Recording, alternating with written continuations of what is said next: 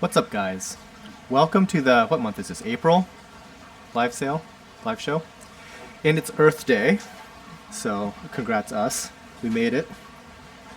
So I was looking at Facebook earlier, and a lot of my friends are attending those Earth Day rallies. So if you guys are missing the live show because you're attending an Earth Day rally, hats off to you guys. And hopefully you catch this on the rebroadcast. So the time is actually 1:53. We are officially going to start at 2 p.m. to do the choral show. So we can just hang out for just a little bit while we get our little final preparations in order here and let some of the folks join us. So first off, I made a new slide that kind of goes over how the live show works for the folks that are fairly unfamiliar with the format. So it's probably best to have the live show on both YouTube and then also have another window open for titledgardens.com. Oops. My volume on my computer was still on. So if you have a window open for titlegardens.com, you can go to the little live sale link. It'll be on the top left of the navigation. It's a blinking red dot. And there you'll see this video embedded, as well as a link that goes over kind of some helpful instructions, what I'm basically showing you on screen right here. And all the items that are for sale are down below. And just so you know, this is for the US only, unfortunately. We can't ship overseas. But basically, let's see here, what are the recommendations that I have on the screen? The live sale goes on for 72 hours, so if you miss the show live, what you're really missing out on is the live chat. You can still do purchasing if you'd like, up to, and we'll probably start taking down the corals Wednesday, that's my guess. Usually, which is more than 72 hours, but it's usually when we get to it. We're not in a huge hurry to take corals off of the website. Are we really?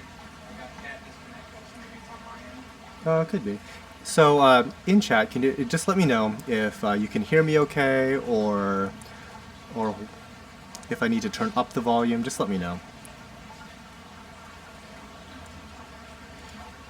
So welcome everyone. So we're still getting situated here. Let's see. Okay, so what else? So when you're checking out, so in order to actually get a coral, you have to check out with the coral. Putting in your shopping cart effectively doesn't do anything. You have to completely fill out the entire thing and finish the order for that coral to be reserved for you. If you're placing multiple orders, so you see like one coral you like and you want to check out with it, and you pick another coral later, just keep on selecting local pickup / live sale so you're not charged multiple instances of shipping. Just make sure that you pay shipping once. The shipping price is $39.99 flat rate, or it's free for orders over $250. If you happen to pay for shipping more than once, don't worry about it, we'll refund you. And if you are over $250 and you had paid shipping, again, we will refund you. So anyway, hopefully that covers that. Welcome everybody. Glad you guys could make it. Real quick, the Patreon folks get a shout out. So Patreon is a donation site for YouTube creators mainly, and it's for people that just wanted to support the show in a different way. So these folks have donated to the $5 level, and so they get a shout out during this show. And there's like different perks for different levels. So thank you Robert Moore, Steve Pond, Ryan Kern, Dave Davis, Luis Maggs, Nate Bowler, Phil Cusimano, Nancy Matthews, Jeff Cunningham, Mark Nadier, and Michael Joy. So thank you guys very much. Okay, and I'll give those guys a shout out probably later in the show. So if you guys did want to participate in Patreon, you go to patreon.com/titlegardens, and you can see all the different donation levels. It's like the least expensive one's like $1 if you wanted just to do that. If you wanted to buy me a third of a coffee. So it's almost time. Is there any other little announcement thingy? I don't think so. There's not a lot going on. We've been doing some random maintenance and stuff. We've got some new lighting We're switching more towards the T5 stuff, and as some of our older fixtures kind of start dying off, one SPS tank here we've replaced with like a 6-bulb T5 fixture that I'm really pretty happy with. So we'll see how that goes long term. Okay, so hopefully... Hey, what's up, Louise? There's your name. Everybody's favorite reef celebrity, not named me. Okay, so it's a little early, but let's go ahead and get started. The first coral here is a red and green Blasto Wellsea, and I've basically instructed Michael here, who, by the way, is on the camera, and Ben, sitting over there, is chatting with you guys. He's the one in chat with the little... I guess that's a little wrench icon, so he's a moderator. And you know what? I'm just going to go ahead and make Miss Saltwater Tank a moderator as well. Add moderator. Yay. So she can ban people now too. I always joked in many shows, and people recently have been very, very good and very well behaved. It wasn't always that way. We used to have like the KKK join in, we used to have ISIS join in, and cause some little bit of a ruckus that got banned. So... I always joke about how, like, I don't mind the trolls at all, trust me. I have a very, very thick skin, but this is kind of like a corporate-y, family-friendly channel, and so somebody always gets banned. And it's almost like that's the fun part for us. So, anyway. So, let's go to the next one. This is... Oops, you know what am I doing? I'm an idiot. Sorry guys. I'm messing up already. I'm messing up.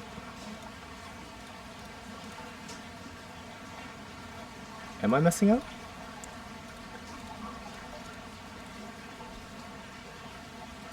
Question mark?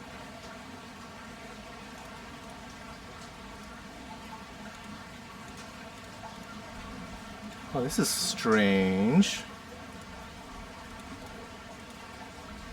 Huh. It's like I can't change the slide over. That is so weird.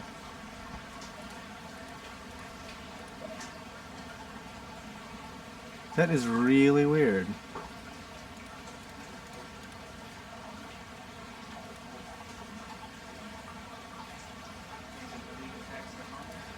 I can't even, like, get to the field.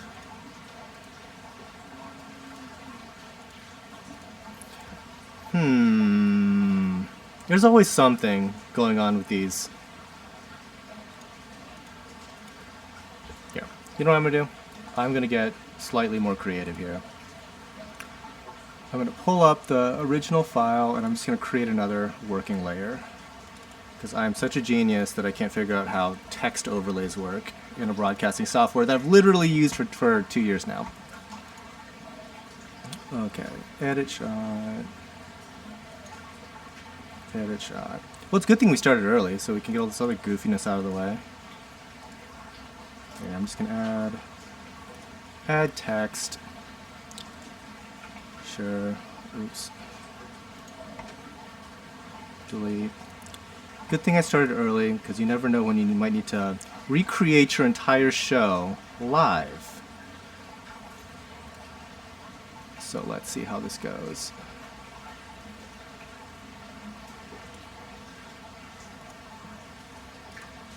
We shall see how this goes.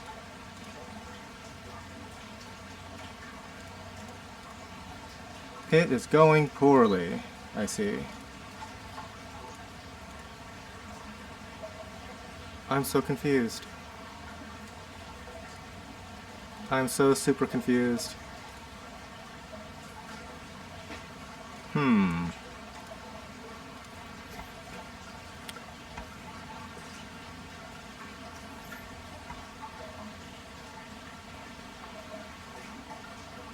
Okay.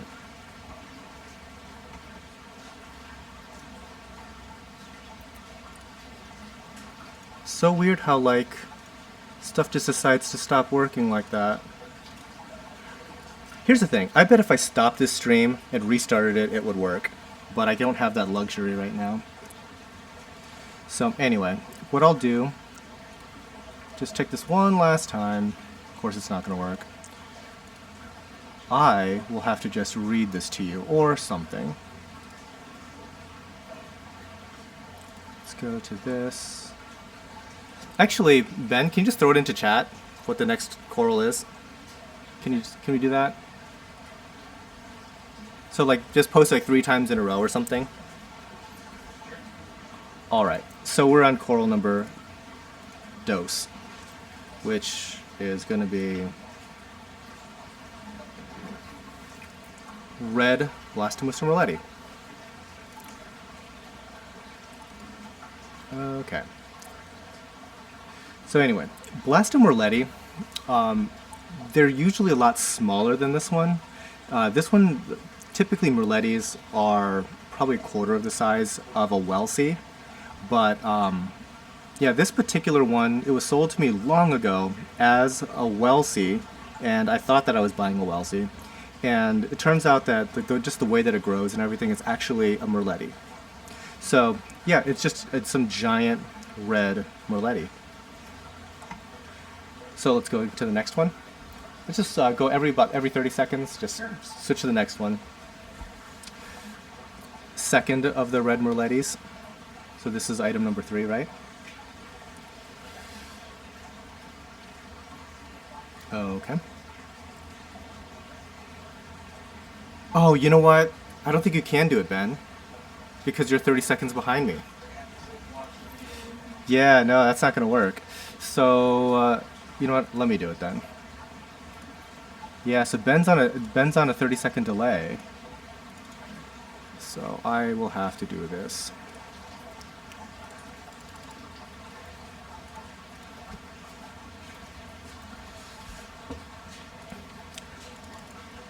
Okay, next choral, item number 4.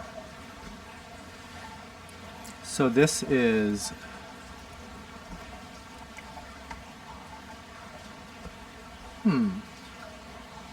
You know what, Ben, you should do this, because the whole thing is under delay.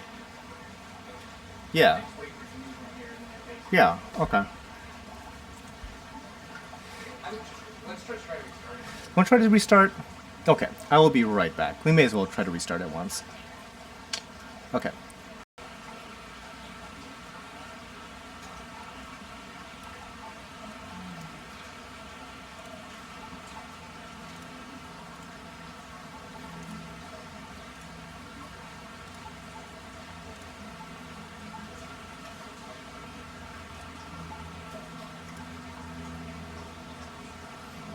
So, I restarted this. Hopefully you guys see me shortly here. And yeah, it doesn't look like the this thing's changing at all. So anyway, we will have to venture forth without the benefit of subtitles. No subtitles. Boo. Oh, weird. This is so bizarre.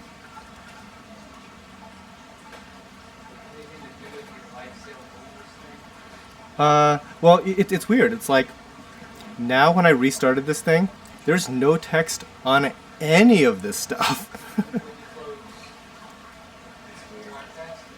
I did. I completely closed Wirecast and reopened it, and now like the choral list is gone, the rules are gone, and the Patreon list is gone. Like everything's like just gonzo. Let's see. We'll try this. Okay. This is for science, guys. This is for science. This should be good. Possibly. Or it could be a total disaster. No. Nope, nope, nope. Not happening. Okay. It will have to be in the text chat. Not working. Boo. Alright, anyway. Let's go to the next one. The second Merlette there.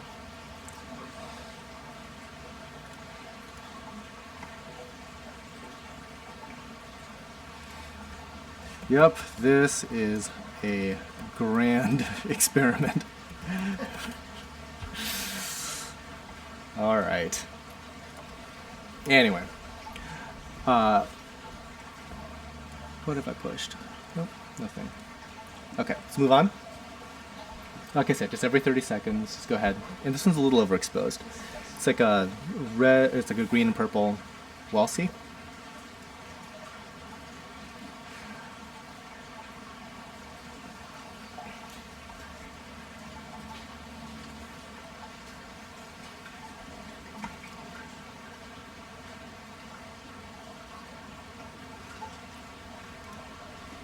Okay, next up, it's the second green and purple Walsey. So this should be item number 7, if I'm correct on that. So this is item 7. Okay, let's go ahead. Item number 8. This is a baby's breath, Favites. Very, very small frag of it. The thing I always liked about baby's breath is that they have like this, like a speckled yellow and kind of green and even pink in the middle there. So that guy was number 8, correct? Yes. Okay, let's go to number 9. The second baby's breath. So the lighting that we're showing all of this under is like T5. And are you using the flashlight? Yeah, let's use the flashlight as well. So kind of like this will show off some of the fluorescence. So when Michael shines it, that's like basically a like a blue LED flashlight.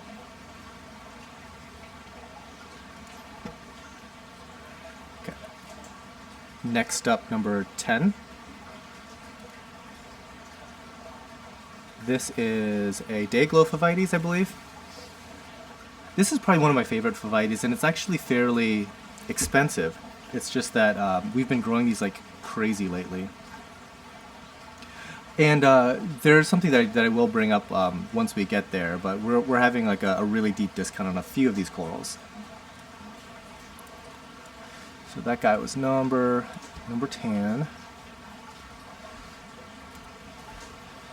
Number 11, let's go ahead.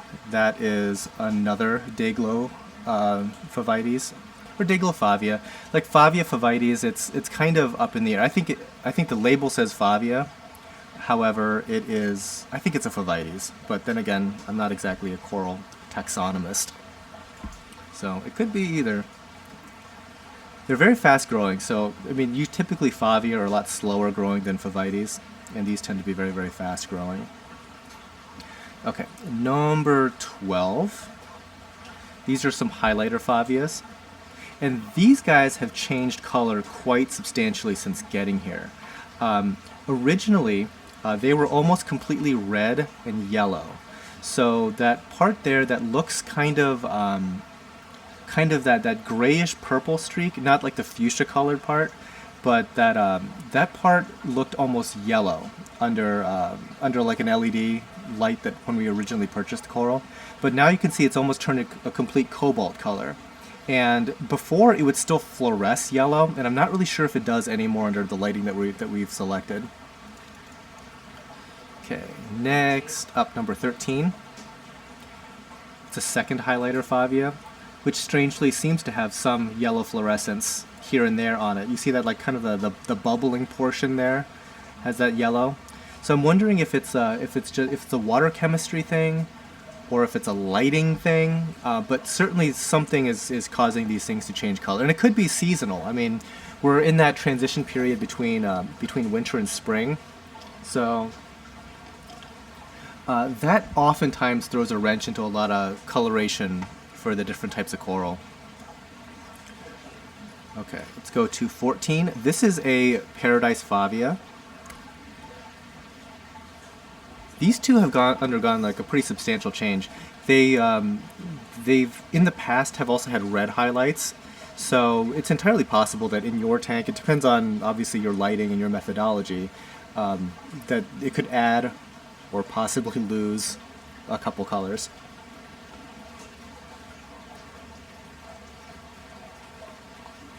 I'm trying to keep track of like 10 different things now. So sorry if I've missed a lot of stuff that's going on in chat. I apologize. I'm busy right now. Okay, let's go to number 15. It's the second Paradise Favia. Harley Levins. Are there any golden hammers today? Unfortunately, no golden hammers. We're kind of low on Euphilia right now, and there's a reason for that. We'll get to that once we actually show Euphilia. Let's go to 16. It's green-eyed Favites. Now, we're calling these guys the green-eyed Favites, even though I have a feeling that they're actually the scarlet and gray. The reason why we're not calling it a scarlet and gray because there's like no scarlet right now. But it would not surprise me if half of this coral eventually develops that red coloration. Patrick Consorte, you have good mods, Dan. Don't worry. Yeah. So I think that there's only 3 moderators that are actually set up here. So it's Ben, it's now Louise, Miss Saltwater Tank, and Luke. I think is still set as a moderator, but I don't think he's here in the show yet. Let's go to 17. This is the second green-eyed Favites. Slightly smaller. But this guy's a $20 frag. Okay, let's go to 18, which is the Orchid Favites. Ryan, will you guys be putting up any Asteropora Hermits for sale? I haven't seen those available in a really long time, so unfortunately no. Okay, let's see. We're on number 18 currently. That's the Orchid Favites. Let's go to 19, which is the Joker Platygyra. And yeah, we'll get to there in a sec. So number 19 is the Joker. You kind of saw that for just a moment. You should do a video on flow, like the deep dive you did on lighting. I wish I could. Flow is a weird one. Like, it's very strange in that there's very few people that can actually measure flow, and then when you're trying to say, oh, I'm trying to recreate like a reef crest, or I'm trying to recreate some type of situation that you see in the wild, it's ridiculous. The ocean currents are so strong. There's nothing you can do in home aquariums that even comes close to that. And yeah, maybe that's what the video should be about, really. We'll have to think about that.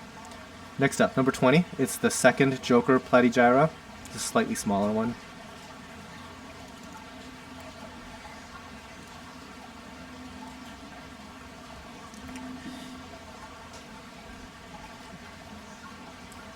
So that guy is number 20. Yeah, it's like I wish I could fix this this labeling issue I'm having here. But it's like so when I put up a label, all right, so I have this thing here, and it's like, yeah, it's totally cool, but it's when I go to edit it, there's no place to put the text in. Like that particular field is just gone. It just disappeared. All right, let's go to number 21 here. This is the violet and green Favites. And whenever I even try to make a new layer, for example, so if I go to make a new layer with the text, and I'm like, great, yeah, let's just do a new text thing here. Maybe we could do a new file? Like a new media file? Does that work? Bueller? No. That definitely does not work. New text. Okay, so now we'll go to 22. That's the second violet and green Favites.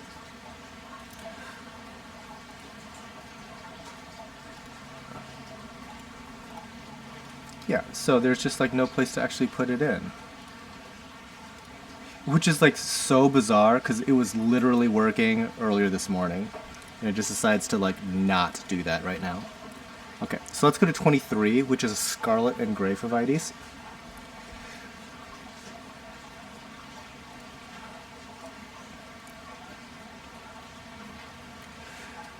Is there a way for rainbow acans to regain its color after it turned orange?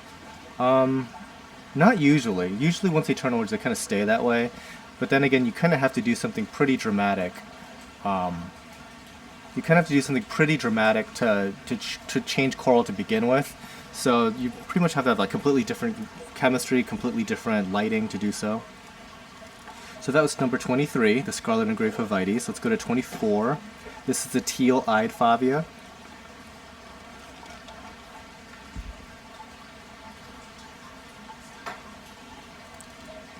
Okay. How do you highlight a name? Like what we've done in chat here. That you make somebody a moderator, and so you you go over to the thing and I probably missed something else. Yeah. All right. Next up, that was number 24. This is number 25. Number 25 is the second teal-eyed Favia. Marine biologist. Dan, what happened to your Red Sea trip? I decided not to go to Egypt. So for those that didn't hear that story from long ago, there were like week packages to go to Egypt, like that included like all inclusive at a resort plus airfare for like $600 for a whole week. Okay, next up, let's go to number 26. This is an anti-venom Favites for $40. Excuse me. So, yeah, I really wanted to see the Red Sea, and unfortunately that, like, outside of a few somewhat safe countries are really unsafe countries. I think, like, Sudan is right on the Red Sea, and I really can't go to Saudi Arabia, I don't think. Not that Saudi Arabia is necessarily unsafe, it's just I don't know what travel is like there from the U.S., not really sure. Next up, number 27 is a second anti-venom Favites, and that leaves Egypt, Jordan, and Israel. But Jordan and Israel really aren't on exactly the Red Sea. They're on a different body of water that's connected to the Red Sea. So yeah, I had to put that on hold for a little while. Yeah, a lot of folks are like, yeah, I'll come to Jordan. It's safe. I was considering Jordan. Let's go to number 28. So that previously was 27. This is 28. It's a reverse war coral for 40. I actually always wanted to go to Jordan, but I've really never been anywhere in the Middle East. One of my business partners in a separate venture, he's actually from Israel, and so I'm sure that he could provide travel tips if I wanted to see the Israeli part of the Red Sea and all that. But nothing yet. It's still kind of in the planning stages, I guess. All right, so that was number 28. Let's go to number 29, which is the second reverse war coral. Yeah, so visiting Jordan, Petra would be one of the places that I would really like to see. Good afternoon from majestic Detroit, Michigan. Welcome. Next up, number 30 is the blue acan echinata. Yeah, so it's weird. So I don't know if you guys knew this, but like Detroit, Michigan, in the United States, it gets a lot of bad press because once the auto industry kind of like pulled back a lot, the infrastructure of Detroit really couldn't be sustained quite to that level. And at one time, Detroit used to be the richest city in the world because it basically made all the automobiles on Earth, sort of thing. And you kind of make a lot of money when you do that.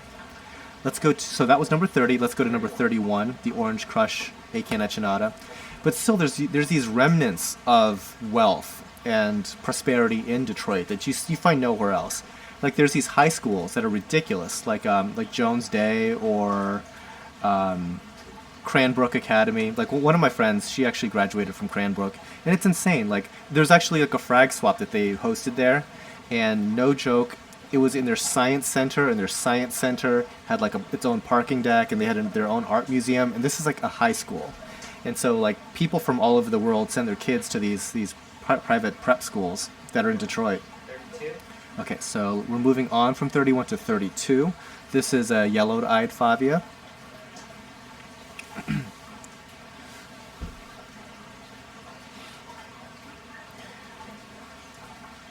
Yeah, I really like the names on the screen for Coral ID. Yeah, I do too.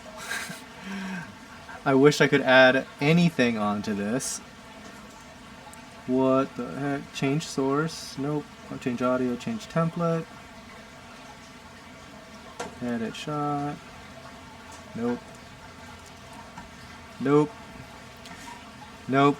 You know what? I'm still trying to figure it out. Like in the background, I'm still trying to figure it out. Next up, number 32. Or that was 32. This is 33, right? This is the toxic green platygyra. Yeah. So I'm still playing with this, even though we've gotten through 30 of these things already. Oops. Okay, moving on. Let's go to 34. 34 is the second of the toxic green platygyra.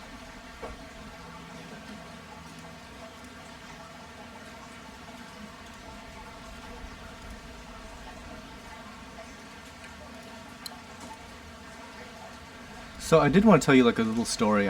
So springtime is usually like really rough. And we get a lot of like algae bloom type stuff, a lot of weird, things growing that haven't been growing before. Let's go to 35. 35 is a pinwheel candy cane for $20.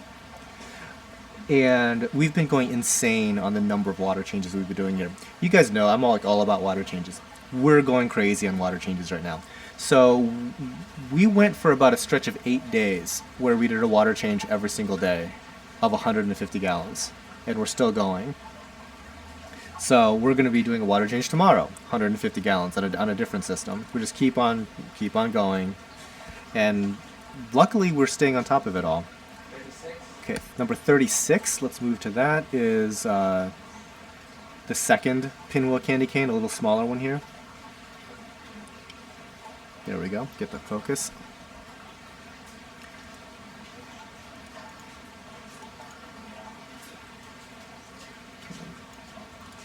Number 37 is a teal candy cane. Did you hit the end again? Yes. It's a little exposed too, so. Yeah. So again, this is number 37.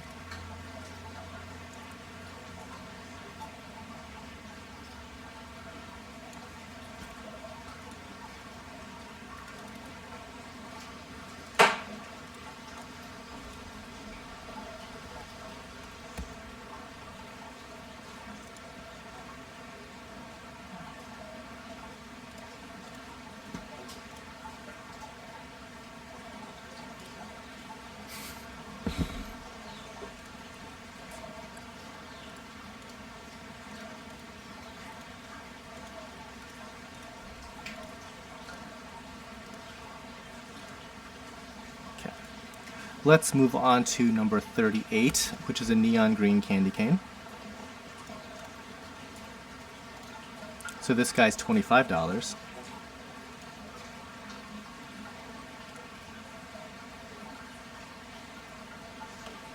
You know what? Okay, this is going to be crazy, but why don't I do this? Like, I'm going to...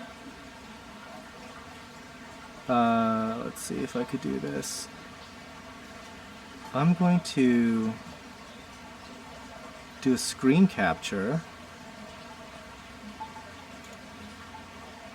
Let's see. Capture video of a window. I'm not going to show the cursor. I'm going to select the window. I'm going to select this text editor. Let's try this. Does that work?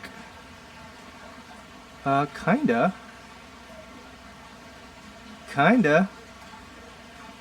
You know what? Okay, so this is gonna be interesting. Okay, hold on. I got it. I'm so smart. I'm so smart. No, that was not smart. Oh boy, that's really not smart. Okay, hold on. I got this, guys. I got this. I'm proud of myself. I got this.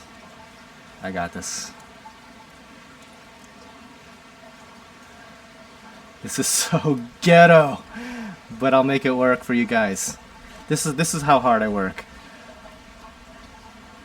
This is silly. But look at that. That's number 38. Yes. I got something that puts letters on the screen. Sorta. Alright. Let's go to number 39. This is an Aussie Duncan.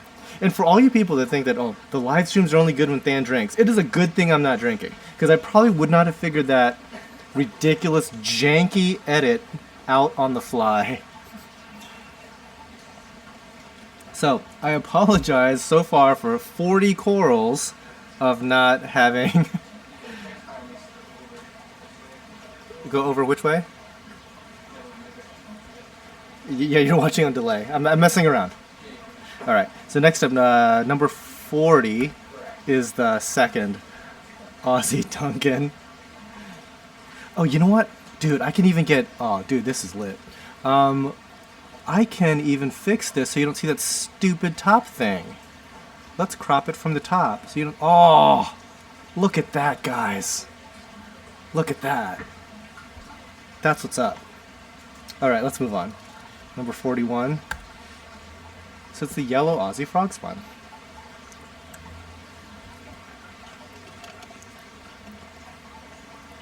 So this is what happens when like your software just decides to sabotage everything. You have to like kind of think of the most bizarre, archaic ways to make it all work anyway. Probably about 3 inches this way. Yeah. Oh, by the so this guy is about 3 inches in size. That's why things are going wrong. You're sober. Yeah. I can still see the text above. Really? Oh! Hold on.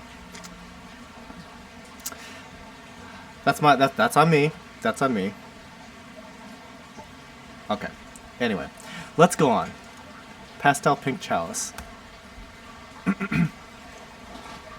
If I was drinking, I would have figured it out sooner. Yeah, I don't know about that. Focus is a little off on that guy. There we go. See, maybe that's it. Maybe this is not water. Maybe this is straight vodka on ice.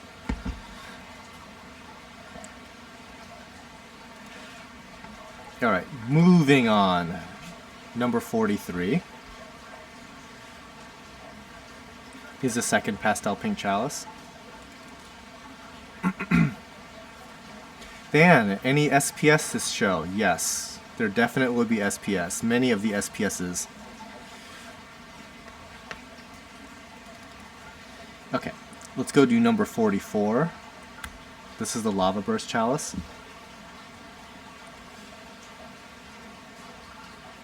What are the sizes on these chalices? Those plugs that they're on are about 1 inch, so between 3/4 to 1 inch it looks like.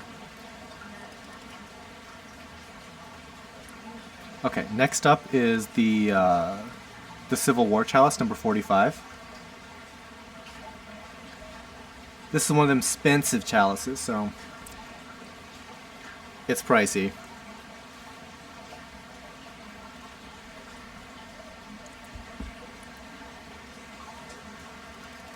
Okay, moving on, let's go to 46. This is a Nathan's chalice. Definitely coloring up differently from when we originally got it. They were kind of not bleached, but definitely toned down in coloration. Now they're getting a lot more of that yellow eye with a really bright red mouth, which is kind of like the reason why I liked it to begin with.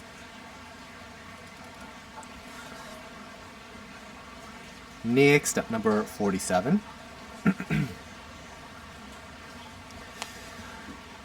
How long have you been running Tidal Gardens now? Geez.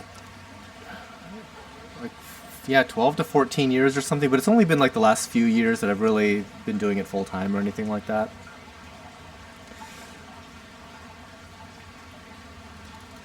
Okay, next up, 48. This is the Miami Hurricane Chalice. Also one of the coolest ones out there.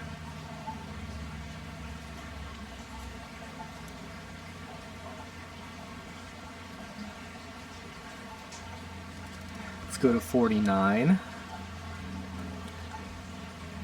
It's the second of the Miami Hurricanes. Focus is a little tiny bit off on that. There we go. Or you might be a little bit close in general, but it's cool. It's cool. Sean Crewell. Is it weird to have around 40 parts per million of nitrates and all the corals seem to not be negatively affected? Interesting question. You would expect them to do poorly. Now, let's go on.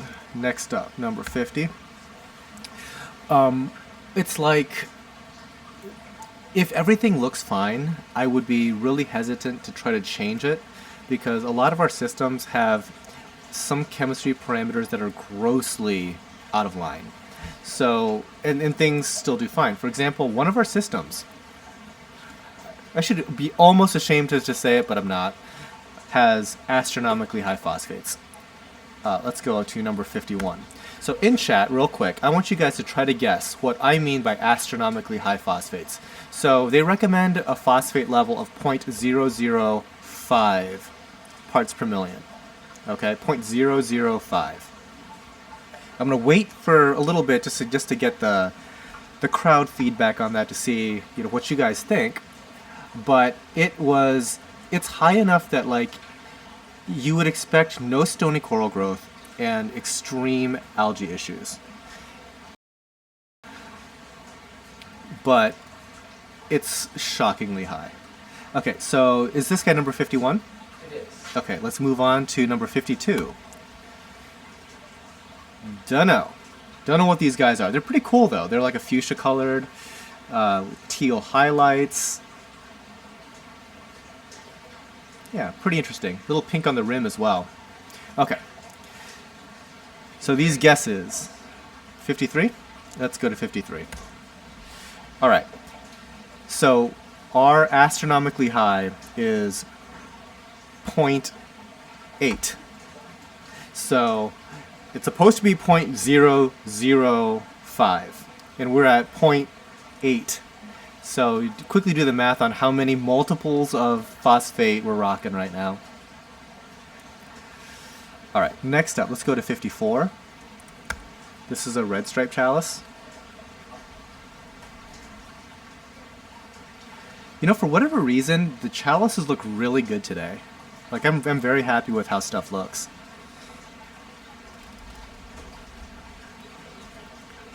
Okay, let's go to 55, which is the Pink Floyd chalice.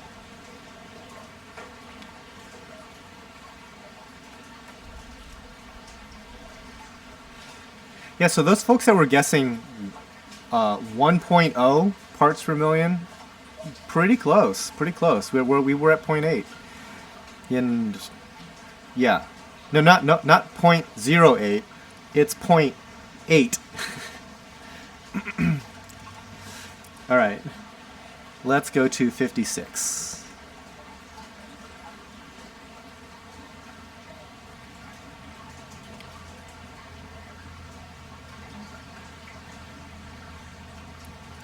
So yeah, back to the original question. 40 parts per million nitrate, probably not something I would shoot for. But if things are still alive and healthy, all well and good. Now, if something were to start going the opposite direction, when you're starting to see like corals receding, immediately like quick die-off and stuff like that, I would quickly look to see about fixing that nitrate issue and seeing if that's right. 57? Yes, 57, let's go. So this is the Dreamweaver chalice. No, I wouldn't say that we've been lied to about chalices, about phosphates. Michael, no.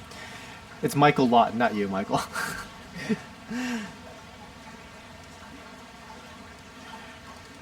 Okay, that was the Dreamweaver chalice. Let's go to number 58, the Hills Have Eyes chalice. Yeah, we've been testing with the eggs, the Hana phosphate eggs. One of our good customers here, he likes to use the high resolution Red Sea test kit for his tank, and his tank chemistry is like just meticulous. Okay, number 59.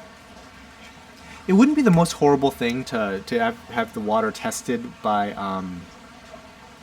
like liquid chromatography, one of those services. I know there's like a few different companies that do that now, like Triton, and I think Aqua Medic does it, and I think Fauna Marin was doing it. There's several places where for about $50 you can get your water like analyzed by something much better than the typical hobbyist test kit. All right, let's go to number 60. It's a Hollywood stunner. Let's see. Tidal Gardens going to Reefapalooza, New York? Unfortunately, no. The only show that we're planning on going to this year is going to be MACNA in New Orleans, largely because my friends and I vacation in New Orleans a lot anyway, and I just happened to suggest let's go to MACNA during that time. I'm sure you guys will let me know if you enjoy it there. Next up, number 61. One of these days. See, the thing is, I don't get out much. I don't travel in the like the continental U.S. very much. Usually, if I have the time to travel, I want to go like really far. For instance, Jordan, Egypt, Israel type thing, and go visit the Red Sea. Like last year, we went to Okinawa, that sort of thing, like very far away, because it's like I don't have a ton of time. I don't exactly have vacation time. Working here. Next up, 62. So, if I do have a chance to get away, I go away. Hey, Lawson. So, in chat there, Lawson, I'm going to make you a moderator. I'm going to put you to work, son. So, so Lawson is one of the vacation crowd. Oops. I messed up again. Okay. Let's go to number 63. This is a blue lithophilin. These are considered chalices for whatever that's worth. They kind of look like fungia more than chalices to me, but they have like the multiple mouths. They frag really easily. They propagate easily. Come to Canada. I'd like to. I used to live in Canada, believe it or not. I used to live in Montreal for maybe a year or so. I forget. I was a little kid. I lived in Canada before I lived in the U.S. Next up, number 64. Put Suzanne to work. She has to... So Lawson, tell Suzanne to write something and I'll make her a moderator too, and she can start banning like half the people in chat. Suzanne, Lawson's wife, has like the record for banning people on one of these shows. I think she got like 4 people. And if you watch any of the vacation update stuff, you probably saw both Lawson and Suzanne. Next up, number 65.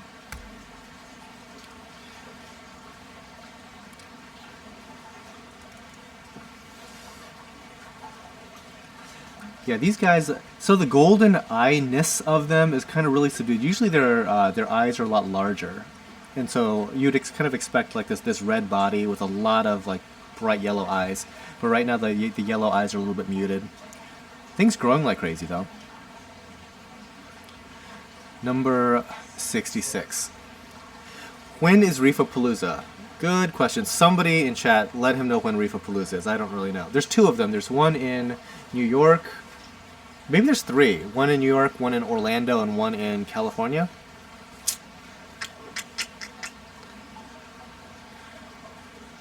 Miss Saltwater Tank is offering up a ban. Somebody's going to take you up on that, I guarantee. Somebody's going to be like, yeah, that'll be me. Let's go to 67.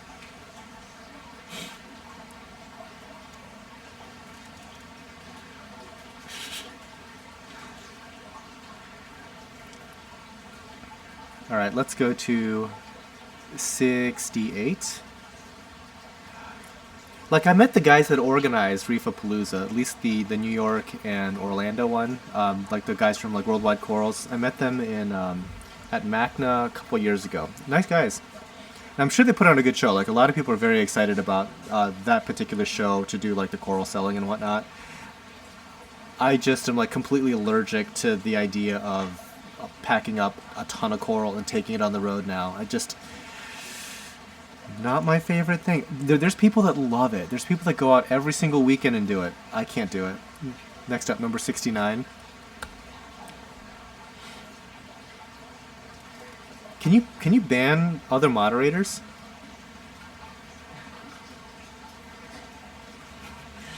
Okay. Let's see. Next up, let's go to 70, which is the Aussie Orange Redactus.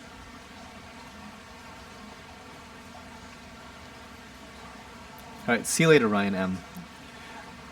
I ate a ton of food before I started this show, so hopefully I can make it all the way till 4 or 5 or whenever this show ends.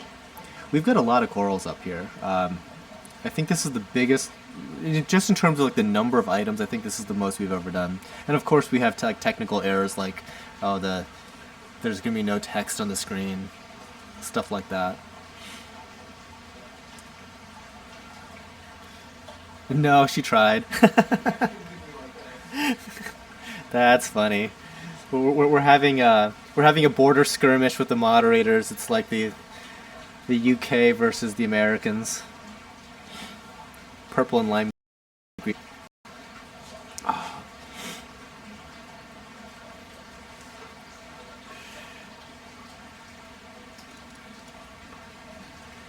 Oh dang. Number 72 is the red discosoma. I'm surprised that there isn't like a USA chant breaking out in chat right now. It's like we've gone full WWE with the crowd.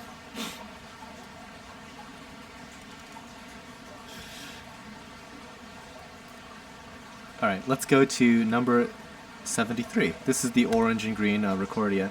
We haven't had Recordia in forever. I have a feeling this came from Puerto Rico. A lot of the Recordia that used to be very prevalent in the hobby came from Florida, and pretty much most of those have died out in the wild, unfortunately. So a lot of the ones that are available are coming out of like Puerto Rico and other islands.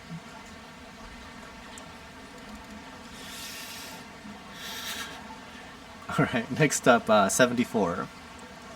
Platygyra is fast growing or just like Favia? I'd say it's faster than Favia, but Platygyra tends to be a little bit more sensitive to tank conditions and whatnot.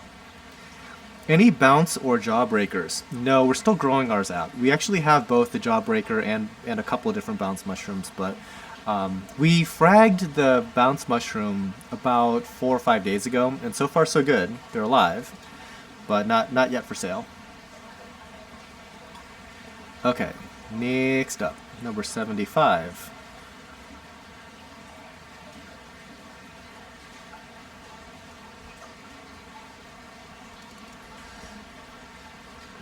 Okay. That guy's a little closed up for some reason. He might not like the current that's currently there. Like Discosoma, when you give them like really low current, like spread out. So when he fully fleshes out, he's probably like 4 times that big. All right, 76. This is the Sunsplash Redactus.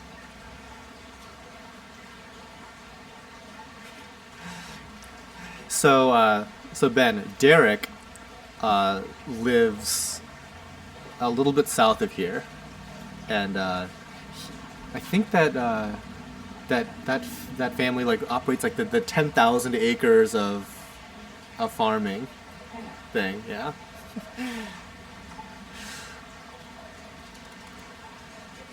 Yeah. So hello, Derek.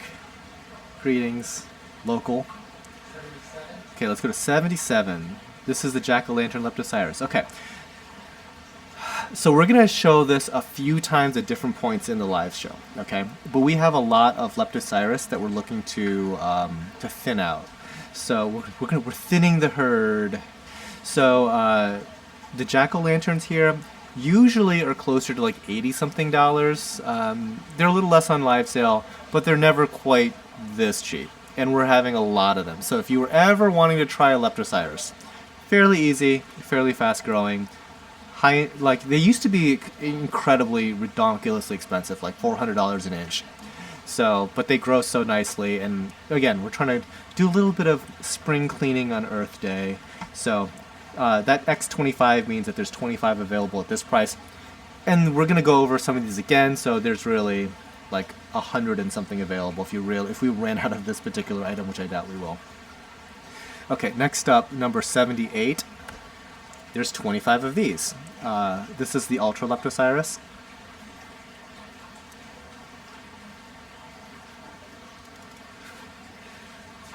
Which is like weird, Derek, because I actually don't remember names particularly well, but I remember you guys.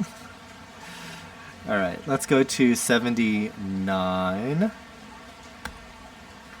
Yeah, speaking of Lawson, whoever is going to be going to Magna in New Orleans, like leading up to that, I'll give you guys like heads up as to like where we're going to be and stuff like that. If anybody wants to meet us out, we'll do like meet and greets and stuff like that. We're probably going to be hanging out a little bit in like the hotel bar after the show hours, just in case like anybody wants to come say hi.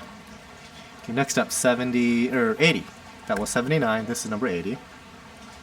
So that's 4 different types of Leptocyrus that we're trimming up. Do you know how lucky you are to have such varied kinds of corals? It is somewhat lucky, and it's also just spending heaps of money until you get a whole bunch. It's like if you saw other stores in this in the States. I mean, some places only have like one tank that has like a few corals in it. It's not like always like this. It's special. All right, next up, number 81. It's a sky blue hydnophora.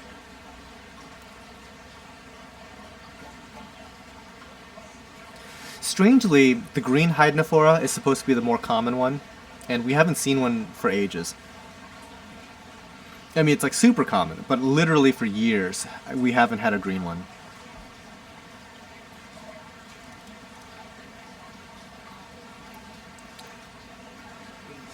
All right, let's go to 82. This is a blue pavona.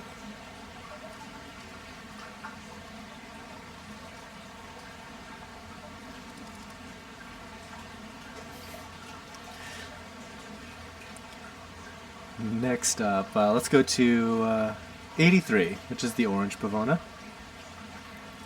That blue pavona I like a lot, going to the previous coral, because it when it grows it actually has a green rim. Pretty neat. Alright, let's go to 84, which is a green helmet fungia. Fail. So whenever you hear me talk about that, it's the slider. If we're using a motorized slider. If the motorized slider hits the end, it resets, and so he has to restart it.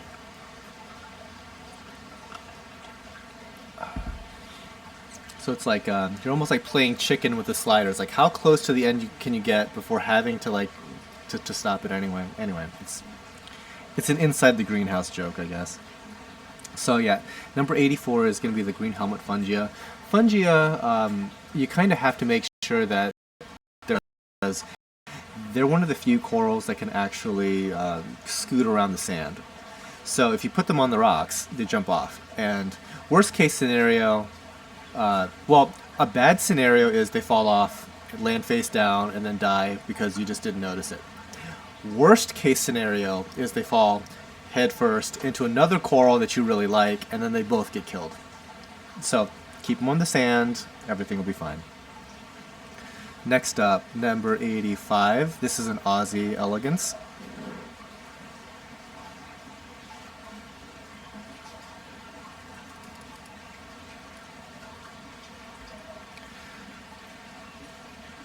Next up, 86 is a second Aussie elegance.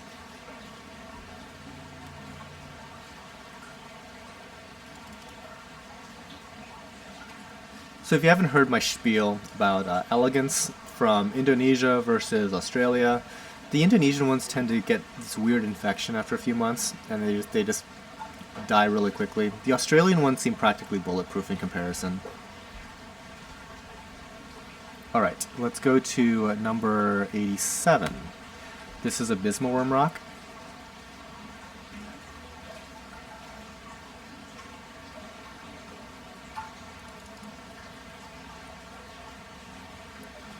How many tanks do you have? Tons. I'm sure that's a question open to everybody in chat, but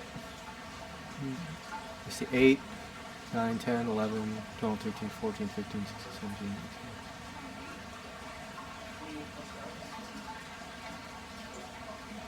I count 36. I count like 36. There's a lot of tanks. Alright, next up, let's go to 88. 88 is a Rainbow Pectinia.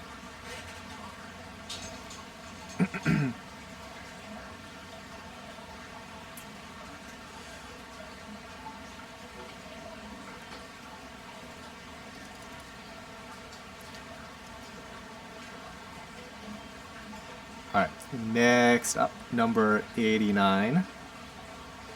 It's a Bubblegum Lobophilia.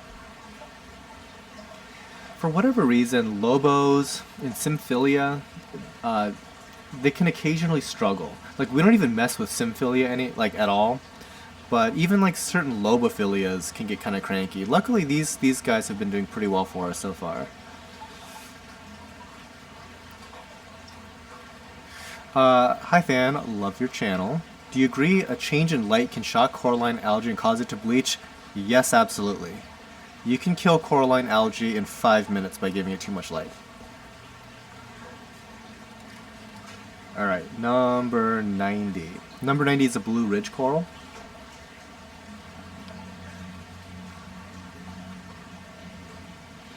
These guys can grow very, very, very quickly. And they're called blue ridge because they actually get a bluish sheen on them. And they also go through this waxy phase, kind of like a leather does, where they get really, really waxy. You can almost kind of see when you see the actinic light on them. And then they shed that off, and then their polyps return. Okay, next up, number 91 is a pink tip hammer.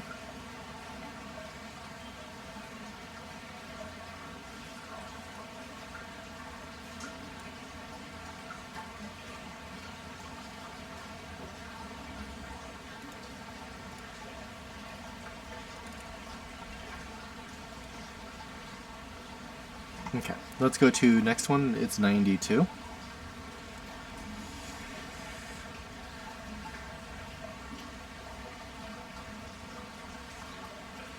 This guy's not quite that open, but it's a type of a Sinularia, but they have much like fatter, I guess, fingers to them, and yeah, and they extend, polyps just like any other leather would.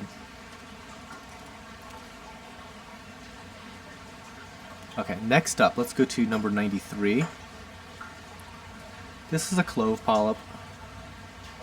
We haven't had cloves in a little while, so this has been a somewhat recent frag.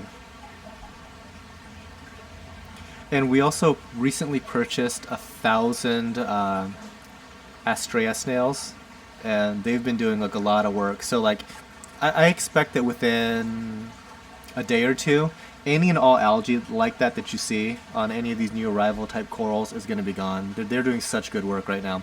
And I realized that in my last video, I called all the snails Asterina snails. Asterinas are starfish. Astrea are snails. And I basically just said it wrong the whole video. Let's go to 94. This is a Red Sea pulsing xenia.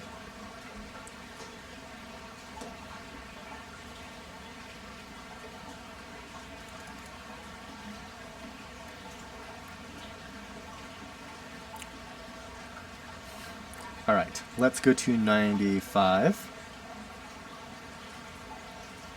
It's a Kenya tree. These things grow like crazy, so be careful.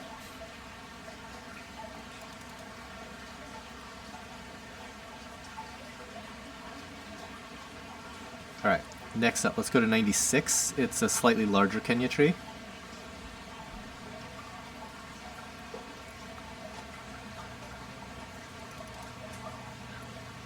Alright, 97. It's a green star polyp. Okay. Once we get there, it will be a green star polyp.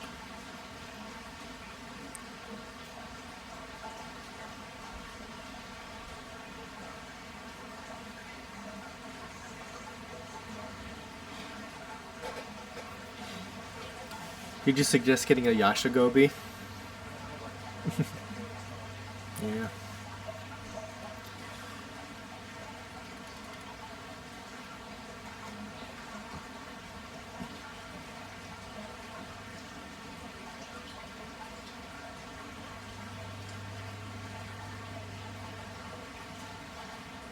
All right, see you later, Hansa Stone. Thanks for joining us.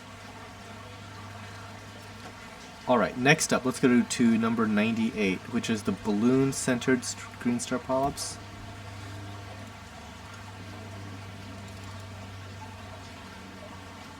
So you can kind of see that their centers have like the big white middle.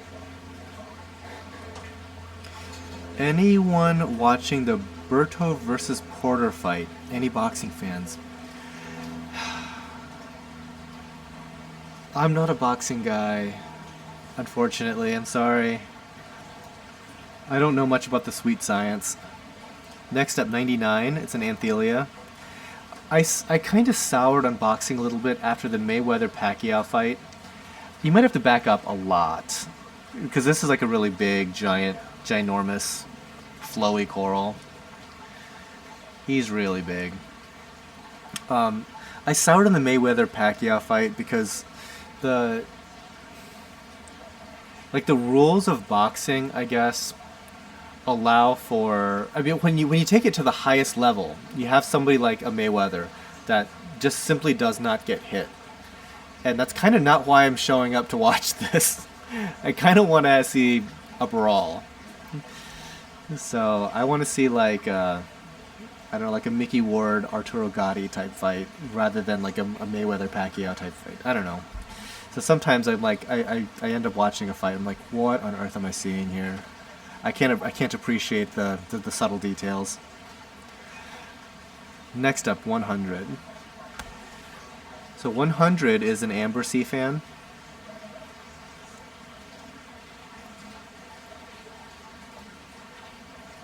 Dan's a drinking guy, yeah. I definitely watch more MMA than I do boxing.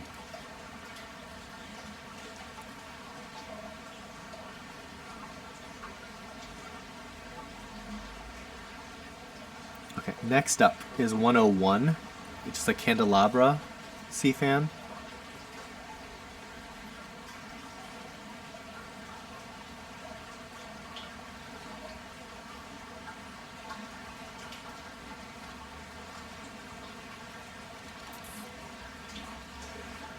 Next up, 102. It's the second of the Candelabra sea fans. When it comes to like fight sport, you know what? YouTube has kind of spoiled me when it comes to a lot of sporting events, because there's these videos on YouTube that can kind of sum up an entire match or game or fight or whatever in about 5 to 10 minutes. So I watch a lot of basketball, a big Cavalier fan, right? Let's go to number 103. So there's these YouTube channels, like I think one is called like Zemo Pierto or something like that, and they do these game summaries, which basically show you all the relevant scoring and all the relevant highlights for like both teams. So you strip out like a lot of like the plays that didn't really go anywhere. You strip out the commercials, you strip out all that stuff, and you basically distill all you needed to see of that game in like 5 to 10 minutes. Okay, next up, 104. It's a purple bladed sea fan. Next one, 104.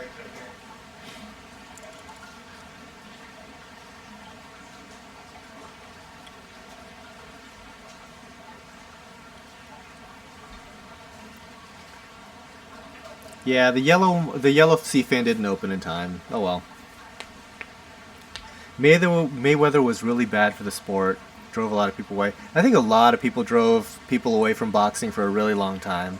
There's a lot of corruption issues as well. So the next coral is going to be number 105, which is going to be a yellow scroll. It's going to be in a second. I'm going to quickly run to the restroom. I'll be right back.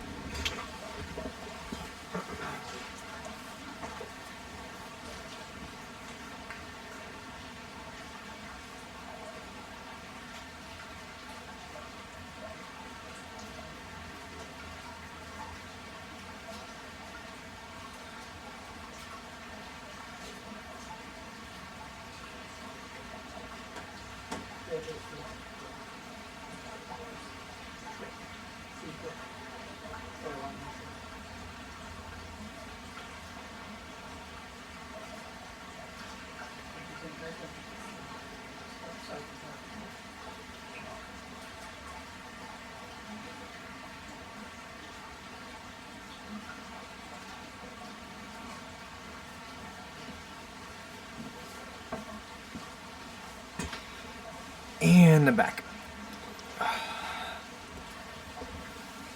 It's 105. Alright, this is 105. Yellow scrolls.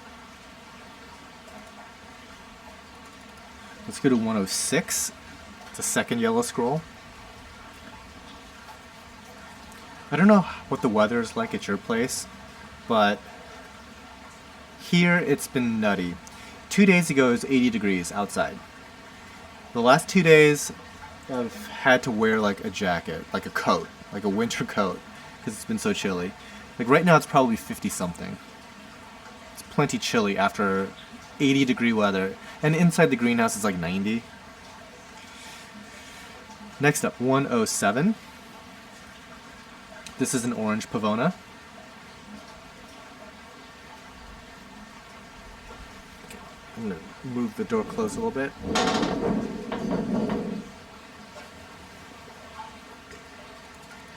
Okay, next up, let's go to 108. It's the second orange pavona.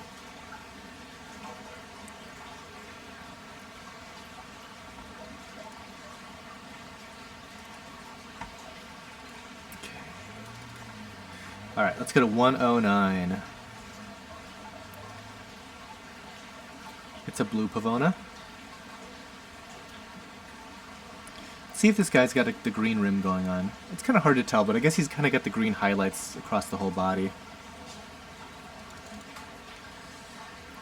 Next up, 110.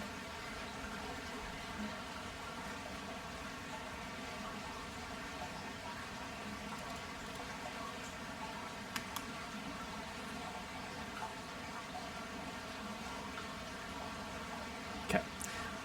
111 is a purple pavona. Now the orange and the blue pavona, for the most part, they're encrusting. Whereas like the purple that you see here, and later on we'll show you a green one, they form these vertical plates.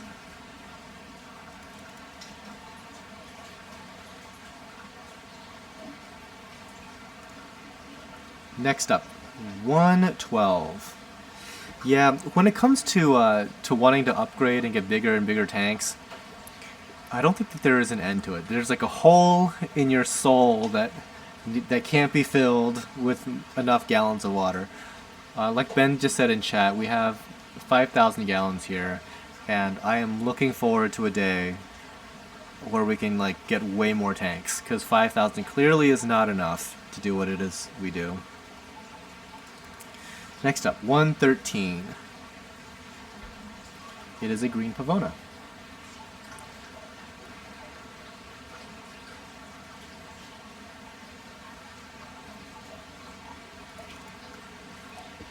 Okay, 114 is the second green pavona.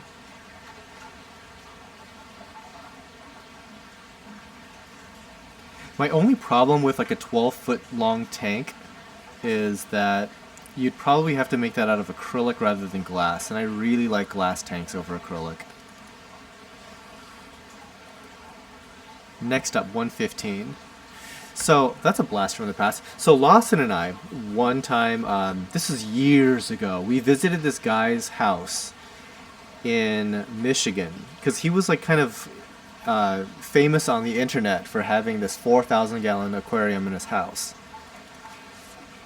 And he just happened to live in Michigan right near where Lawson had lived. Okay, let's go to 116. And yeah, sure enough, it's like this giant home aquarium, but it's not like a regular like glass aquarium or anything like that. It was more like he built the whole thing out of concrete with a viewing window.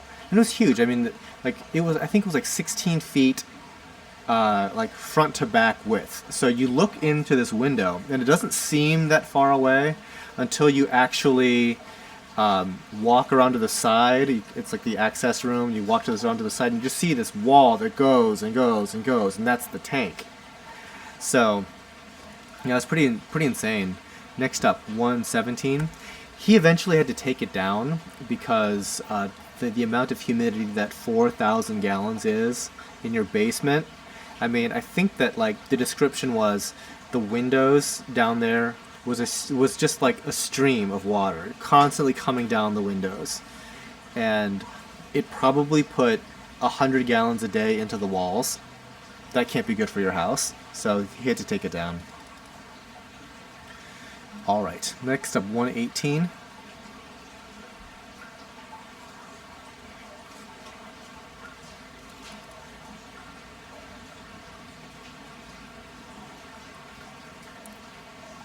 Right, let's do 119, which is a cobalt leptastria. These are a little tad dark, Michael, just a little bit.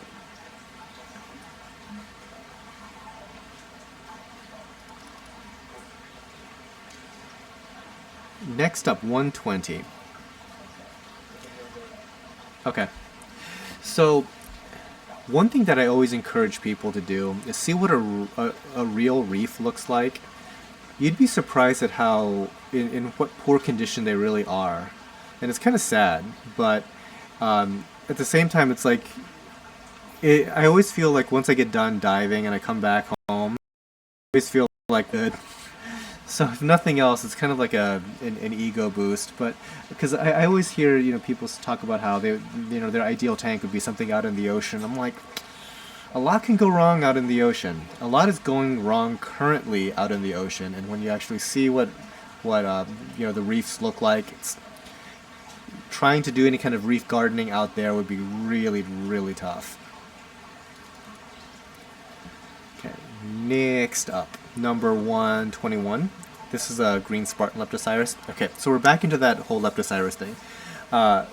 We're doing a big clearance on these Leptocyrus frags. They're deeply discounted. Sorry, this one here needs a dollar sign.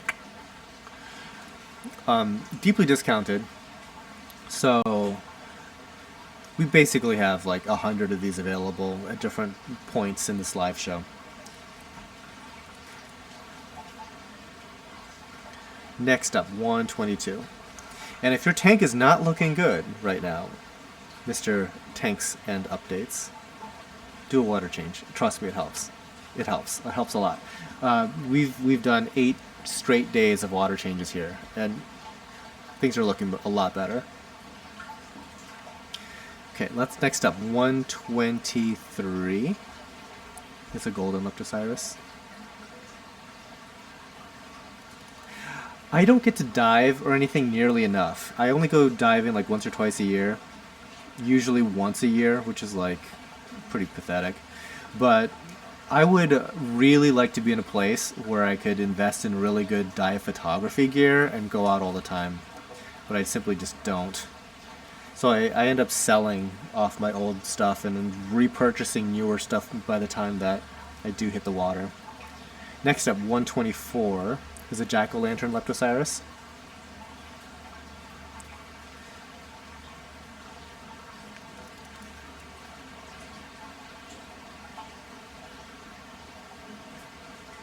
Okay, next up, 125. Yeah, I love Cancun. Can always hang out in Cancun. So we just made some combo rocks. This is a combination of the golden and the green Spartan Leptocyruses. Do they fight? Probably a little bit, but they'll grow around each other in time. So anyway, if you wanted just to try a little cluster, you can try these. So there's 4 of these total, so let's go. 125 is this one. Next up is 126. Quickly show you that one. Okay, next up, number 127. And the last one here is 128.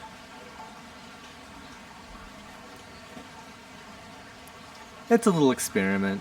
We'll see how these go. What percent water change do you do daily? 15%? So we have a 1,000-gallon aquarium and we do 150 gallons.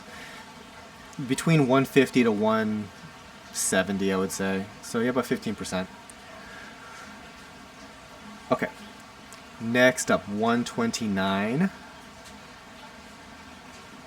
is a rainbow acan barbanki. The thing I like about going to different places and either doing snorkeling or scuba diving is I really enjoy seeing how different the reefs are. Like, I actually thought at one time that, you know what, all our reefs that we typically keep, they're all Pacific. So I'm not really all that interested in the Caribbean. One day I just happened to be diving in Cancun, Mexico. Okay, let's go to number 130. And it was outlandishly beautiful. Like, the place I went diving was basically off the coast of Cancun in a place called like Isla Mujeres. And it was gorgeous. It was like the most amazing reef I've ever seen. The water was crystal clear, tons of fish, tons of coral, and I was just like, it was jaw-droppingly beautiful. I'm like, well, that means I just need to get into the water every place I can just to see how different everything is. You never know what would surprise you. Okay, let's go to 131. So we're calling these things marbled goniopora, and they were sold to us by the importer as a short polyped goniopora. I don't think that these are goniopora at all. I've heard them called something entirely different, as a completely different genus, but I don't know what it is off the top of my head. So if somebody in chat knows, they can like help fill us in. But it's a very long scientific name, and I don't know. It's fairly new, but they were kind of like coined the like short polyped goniopora. Okay, 132.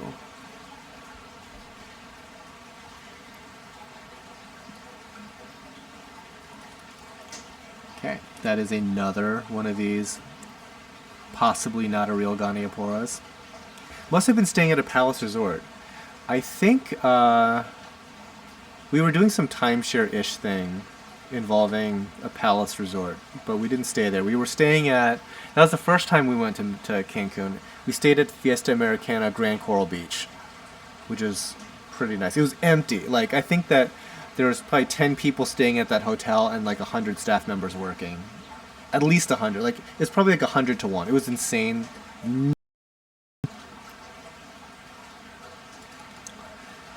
Okay, next up is 134, the Purple Haze Monty. We're into our big Montipora section, which, by the way, this is as good as our Montiporas like ever look. And usually they look better in the wintertime, but so far in the spring they look pretty good. Alright, next up, 135. This is a Mystic Sunset.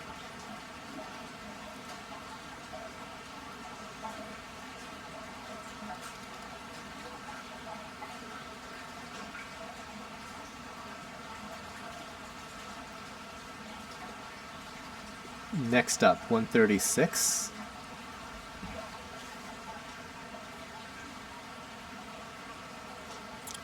"40B Nasty." Did I miss the zoanthids again? You did not. There's a whole bunch coming up. Not soon-ish, but it's coming up. There's a lot of them.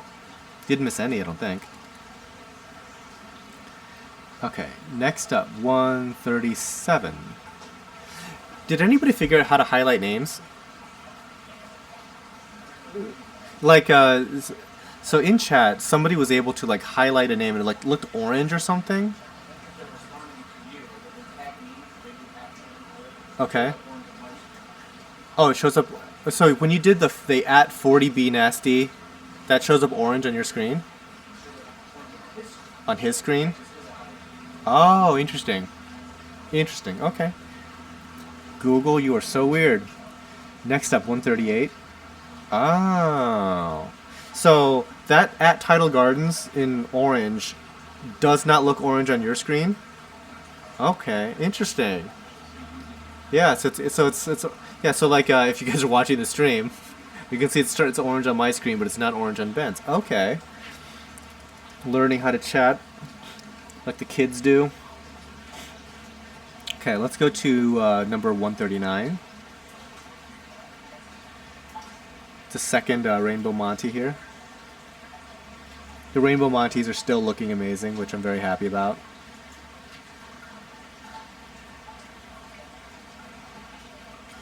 Maybe not your kind of place, but dive in Timor. Where's Timor located? I'm sorry, I'm like American. Our sense of geography is worse than most developed countries, let's just say. Do you know what continent Timor is on? It sounds African. Watch, it's like off the coast of Florida. I don't know. Let's go to number 140, Sunset Monty.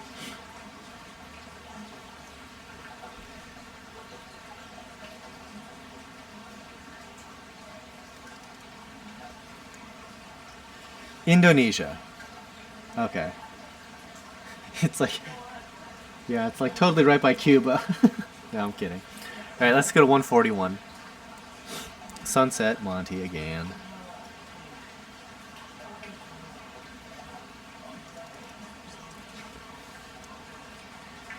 All right, let's go to 142. This is the orange plating Monty. For whatever reason, our orange plating guys have just been going crazy. They look great. All right, 143. It's the second orange plating.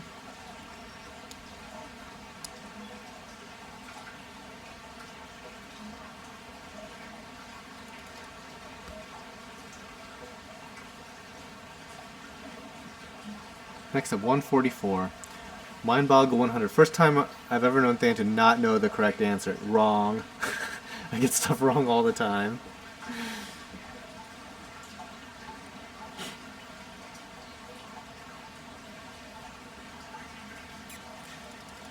Alright, 145. It's a second Idaho grape.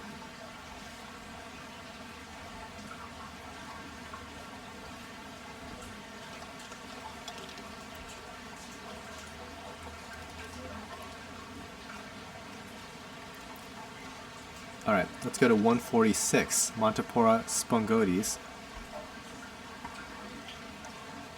This is a weird guy. So, they are kind of like brown and green, but their growth pattern is what makes them interesting. And their growth edge, when they start growing, is like a brighter green. Like, it doesn't look like much. It is really kind of interesting.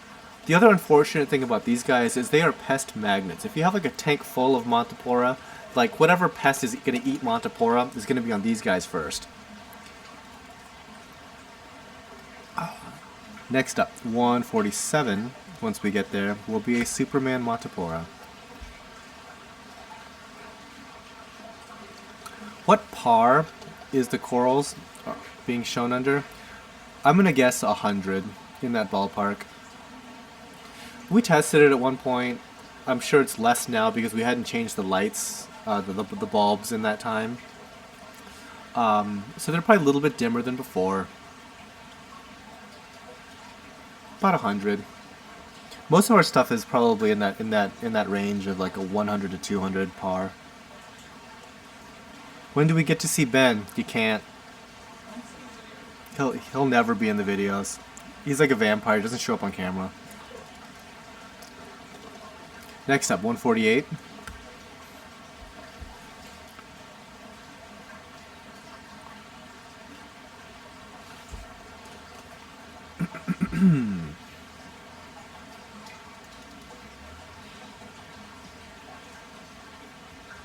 Yeah, I'm pleased with how a lot of these Montipora look right now. Next up, 149. This is an orange Montipora palawanensis. A lot of these Montipora palawanensis, they're becoming very popular. They go by a lot of different names, like there's a Phoenix one, and all of these are like very expensive, of course. So there's like a Phoenix, there's like the Beach Bum, like a bunch of different ones. And they're very slightly different colors. Like very slightly. To the point that I wonder if they're the same coral or if they're actually different coral, color morphs, or the exact same coral under slightly different lighting, so they're coloring up differently. Because like we had a couple, and we posted a few pictures and just asked like, what is this? And it's like, well, it looks like a lighter version of blank, or it looks like a darker version of this other one. It's kind of hard to tell. Next up, 150. And you know, the moment that I go to sell one of the expensive looking ones, and and let's say it looks like the most closely to like a phoenix, you know somebody's gonna lose their mind and say, that's not a real phoenix, or that's not a real, it's a this. And if you sell it as the other thing, it's gonna be like, oh, that's not a real other thing, it's a phoenix. So you're just, I don't know. It wouldn't surprise me if all of those things were the exact same coral. I'm just saying. They look really similar, but their price points are very high and not that close to each other, so there's a big potential for an angry transaction. Alright, let's go to number 151, Scarlet Montipora. Is this Monty plating? Palawanensis, I think, are encrusting. They kind of look like they're plating, but I think they're encrusting. I know the wrasses are all over this guy. We got new wrasses. They're curious customers.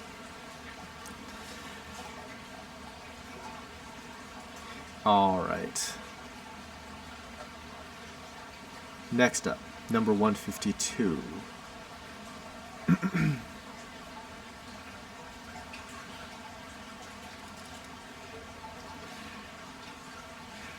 Okay. How many Montipora plate colors are there? There's many. We have maybe two different types of green. We have a neon green and we have like a regular green. We have purple ones. We have pinks and oranges, that sort of thing. One of our oranges has like yellow polyps. I think those are called like sunburst Montiporas. Okay, let's go to number 153.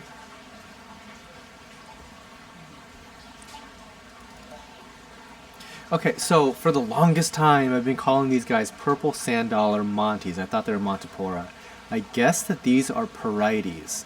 And that kind of explains why they are so different in terms of growth than all the other Monties. So, yeah, after about, I don't know, 5-6 years of selling them as Monties, because that's what we bought them as, they are Parites. So we're going to be changing that on our website once I actually have some time to do so. Alright, next up, number 154. See, yet another time where I got it wrong.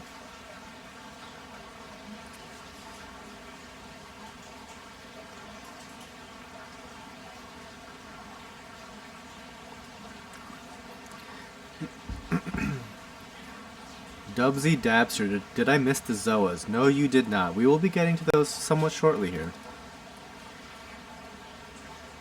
Okay, let's go to 155. This is a forest fire Montipora digitata.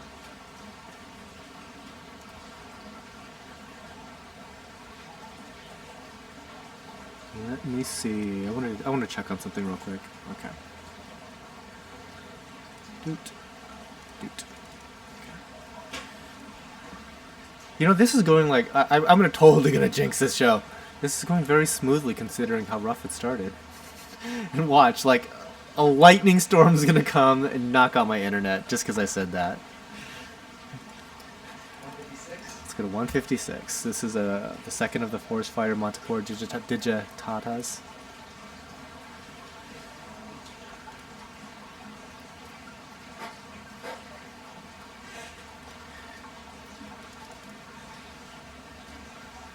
Okay, next up, number 157. This is a green Montipora digitata. Corey Wisman, could I ask a favor? Could you say hi to my daughter? Her name is Lily. We've been watching your videos forever. Hi, Lily. Thanks for joining. So everybody in chat, say hi, Lily. This is a family-friendly show, unlike my regular life. Next up, 158.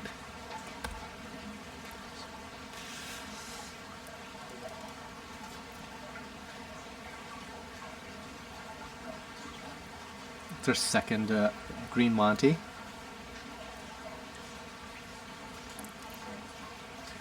Alright, let's go to 159. This is a green Samacora.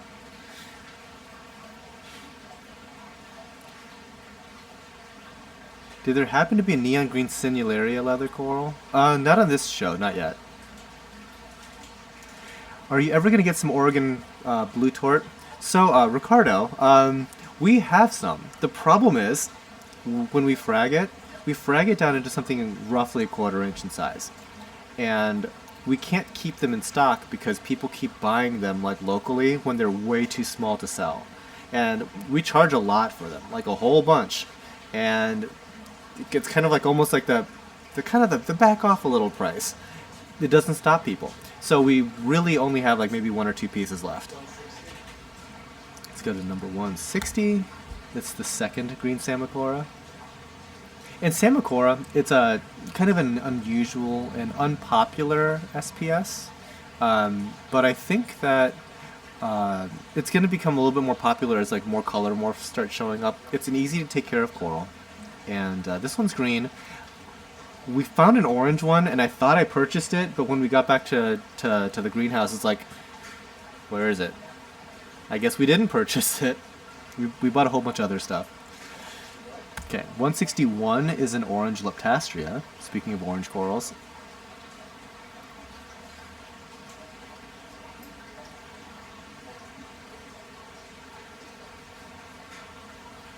Okay. Yeah, Steve Smith, Semicor, not a lot of info out there.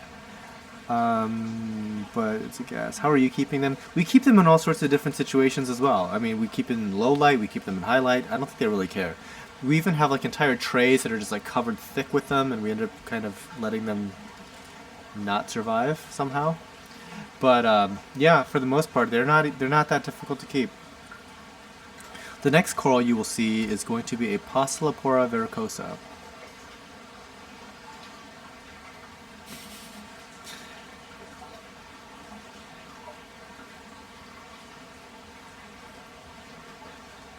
So I'm trying to like catch up on chat here. There's so much information to take in. Oh, congrats DTV. DTV. It's Pistillata that that has like very very thin branches. Verrucosa has very thick branches, almost like the thickness of like your thumb. That type of density. Not density, but like it's much more, I guess, like bulky. All right, next up, 163. This is a neon green stylo. If you've seen my video on like Stylophora versus like Poecilopora, you can kind of see like up close. There's almost no way to tell. You almost kind of have to go by what their just how far apart their polyps are from one another to kind of get an idea of one versus the other. They're very like once you've seen them, you can tell them apart. But if you were like seeing them like with a microscope, each individual polyp looks very very similar. Okay, next up, 164.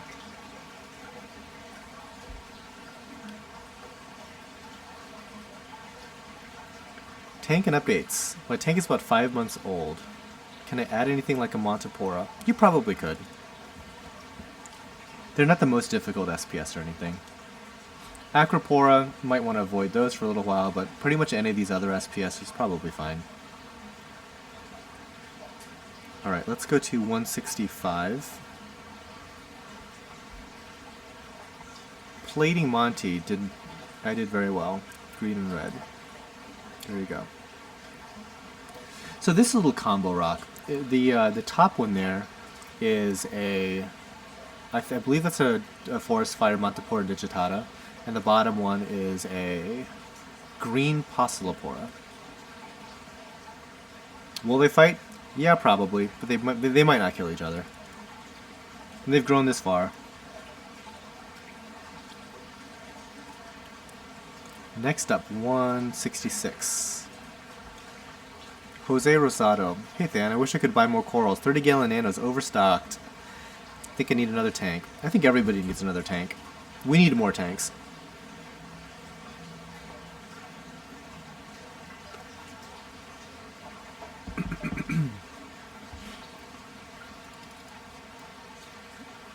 Next up, 167.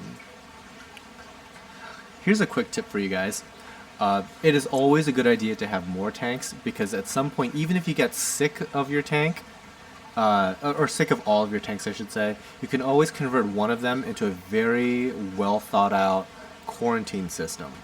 Because that's probably like the best advice I can ever give anybody, and that we are hypocritical of ourselves. Like we need to do like serious quarantine. And unfortunately, just the way that this place is laid out, we don't really do that, and so it's hard to like isolate problems because of that. But I would love to have like a major quarantine setup here. Okay, 168. It's a purple bonsai acro. Somebody was asking about purple bonsai earlier. This is about an hour ago, so hopefully that person's still here. And we still have photo bombing Rasses. How cute. He's like really interested in the camera. Yeah, he's totally following the camera. That's kind of cool. That's a Hovans Ras Melanaris. They help take care of certain pests. I'm going with the Ras army, kind of like what Miss Saltwater Tank did in her tank to get rid of all different manner of pests. We're trying several different types of Rasses right now. Okay, 169. Purple bonsai. It's a second variety.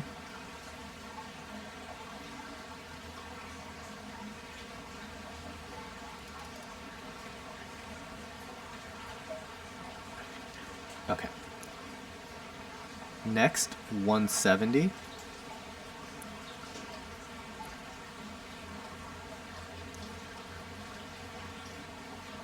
It's a bird of paradise. These are Seriatopora.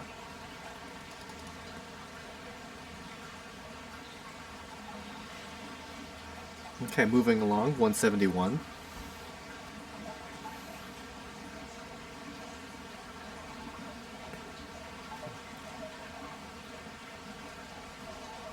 I can see that these guys are changing color slightly. Don't know if it's a good thing or a bad thing. I think it's just the spring slash summer coloration is coming in. Next, 172. Green Passilopora.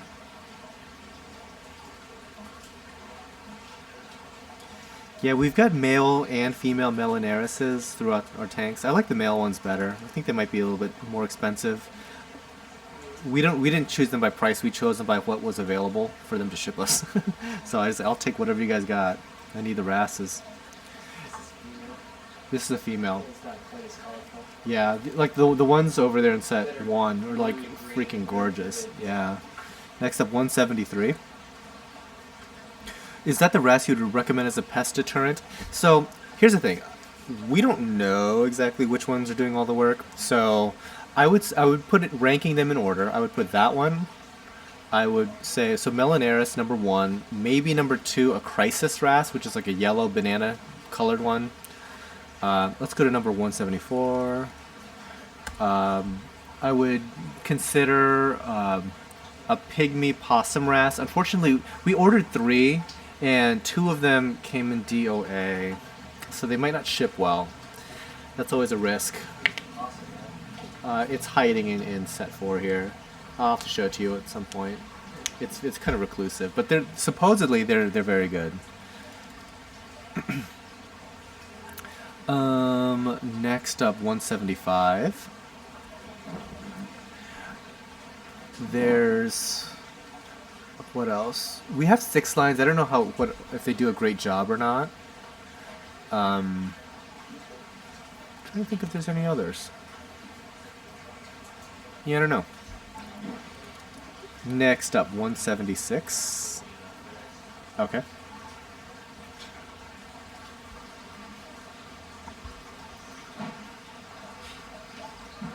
Did somebody get banned already?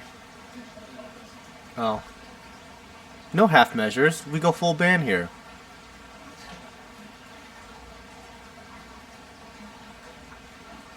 There's like a timeout. You can like put people in time. That's not how chat works. It goes 0. Next up, 177.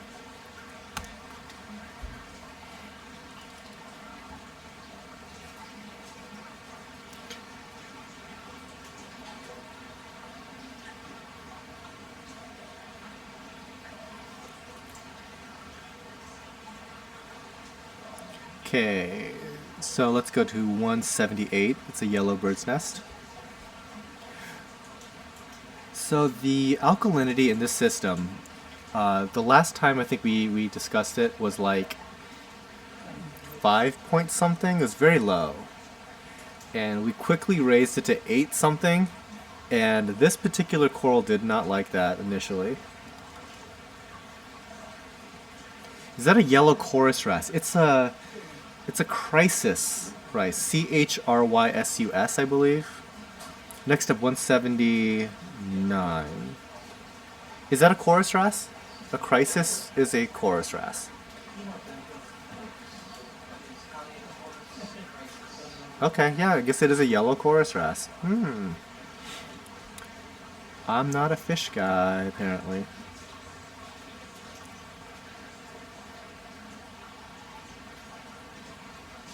Have you ever kept any other pets besides coral and fish?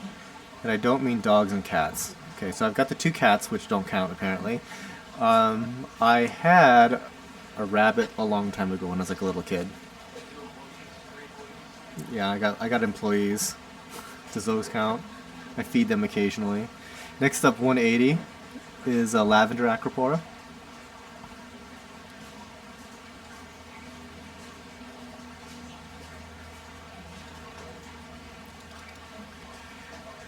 Alright, let's go to 181.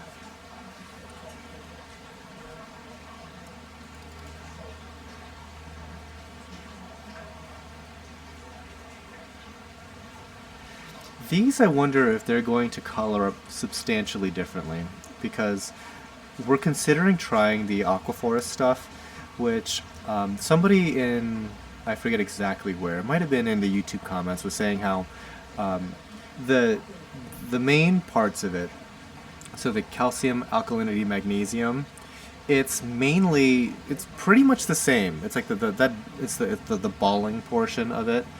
It's pretty much the same as most other things, except that they have like trace elements incorporated into those 3 things. But really, I guess what separates it from most other methodologies is it's kind of the ultra low nutrient stuff as well. So there's these other things that bring down nitrates and phosphates. Let's go to 182. And then when you're starting to use their food is what makes up for the ultra low nutrient, and that's what kind of contributes to the weird coloration. So I think we're going to play around with it just a little bit to see how that works. It might be pretty good, so we shall see. We shall see. Alright, let's go next, 183.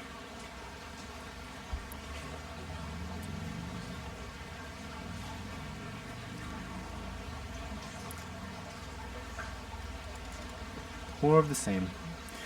184.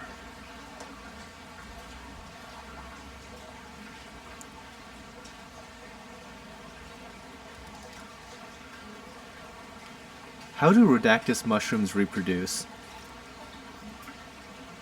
I think those guys do longitudinal fission, kind of like do the figure 8 stuff, and then they break apart, you know, like that. I don't know if they leave bits and pieces of their foot behind.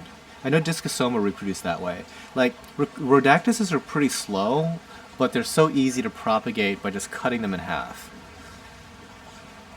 Yeah, a lot of people are saying fission. 185. It's forest green acro.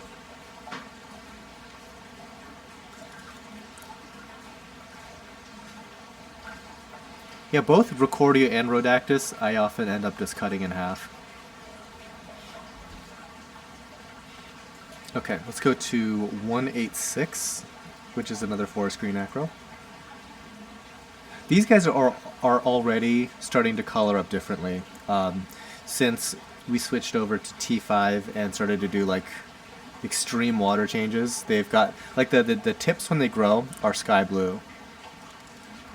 All right, next up, 187. Yeah, that fish is very interested in this camera, like clearly. Okay.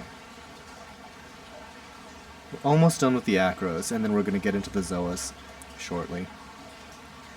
Okay, 188. It's a second of the Aussie green. How did you cut your bounce mushroom? I think we ran it through a bandsaw. That's pretty much what everybody that I've talked to here does. Ritesh, they can just once it gets large enough, they go right through the mouth with a bandsaw. Next up, 189. He has a frog skin acro. Unfortunately, his polyps are closed up. Is there a discount on shipping if it's in Ohio? Unfortunately, no. There's the only real discount when it comes to shipping is over $250. It's free. Next up, 190.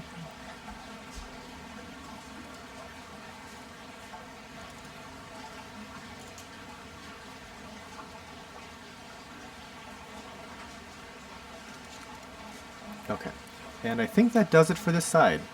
So when we come back, I was gonna put over a different overlay. I guess I'm not because they're gone.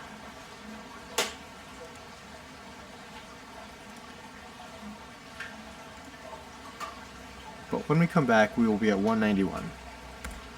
And I will be right back as well.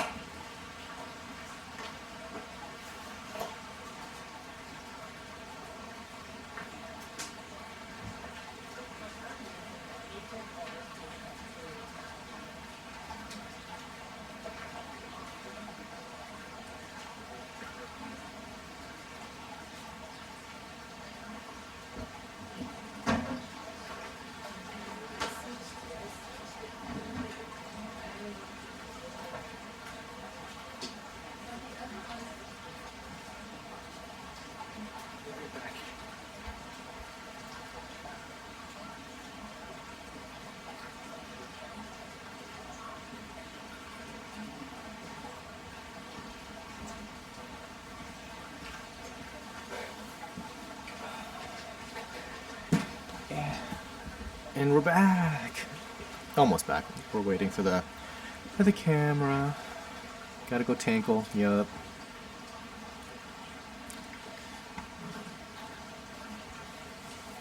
Beer run to the fridge. No, not quite that far.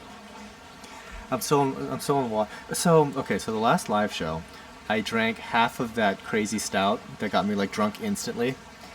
I never finished the other half of it. It's still sitting in my fridge. I should probably throw that away.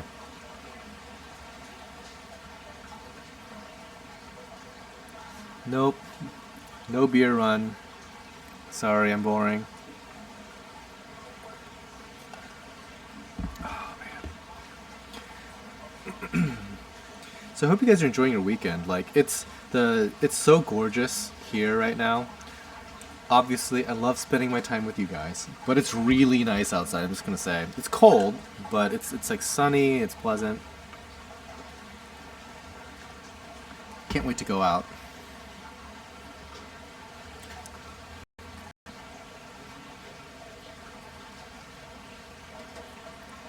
Let me know if it's better. It's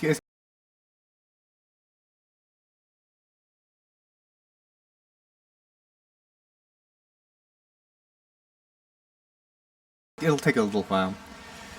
Sorry. Stream cut out. Question mark, question mark, question mark. Hope it's back. Alright. Stream's back. Alright. Yeah, I don't know. Sometimes it just decides to cut out. Okay. Next up, 194. These are some purple passions.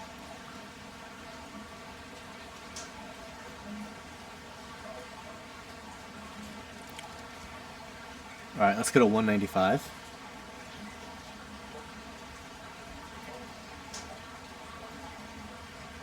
Okay, I think I missed 191. What was 191? The very first one. Okay, let's just quickly show 191.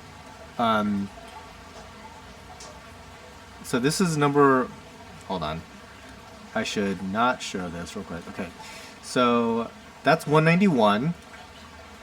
What's the one? Okay, then I go to 192.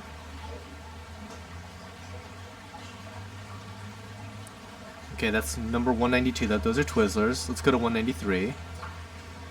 Those are Lime Zingers. 194 are Purple Passions. And then 195 are Agent Oranges, and they're closed. And they should be... Yeah, I turned off the overlay and I turned it back on now. Okay, at 195. Okay, so those are Agent Oranges. Nothing to see here. They're closed. You can imagine what they're like open. Number 196 are Smurfettes.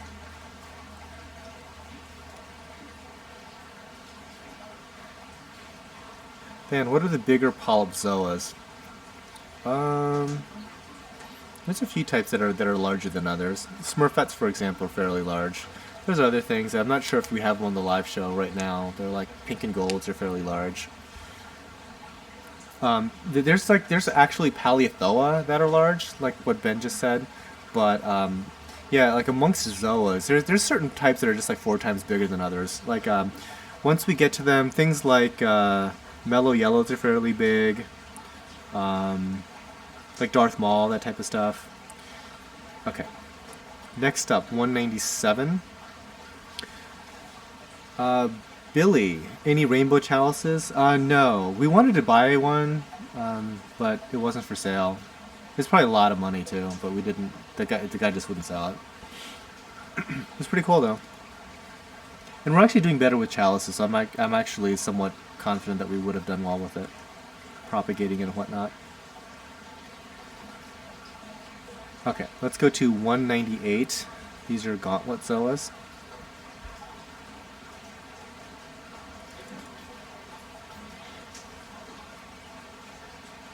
$199. Not sure what these are. They were on a tray with Fire and Ice, but I don't really think that those are Fire and Ice.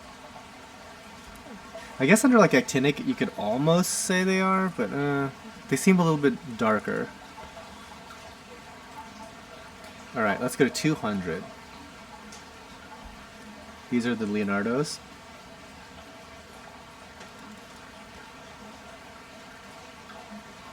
Okay, 201.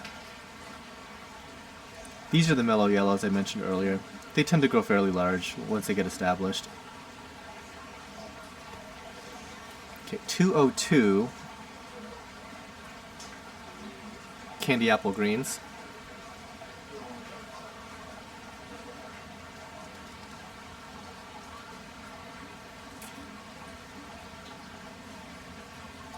Alright, let's go to 203.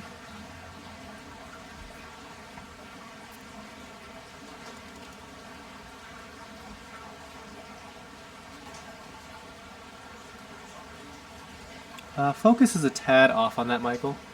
Just a little bit. Yeah, the depth of field is like so shallow, it's hard to really nail focus. That's perfect. Okay. Yep, got it. Next up, 204. These are like the WOW Zoas, or WOW, I don't know. I've seen it like written that way, and I've seen it written this way, so maybe, I don't know. If it's a World of Warcraft zoanthid, I'm not really sure.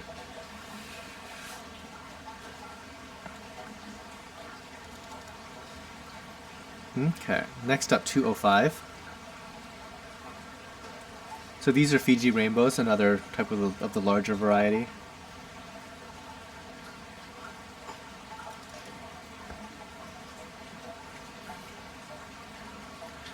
Next up, 206.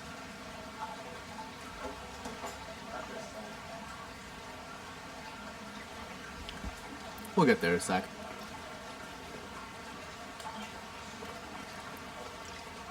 So these are listed as purple people eater Paleothoas. They're probably not Paleothoas. They're very likely zoanthids.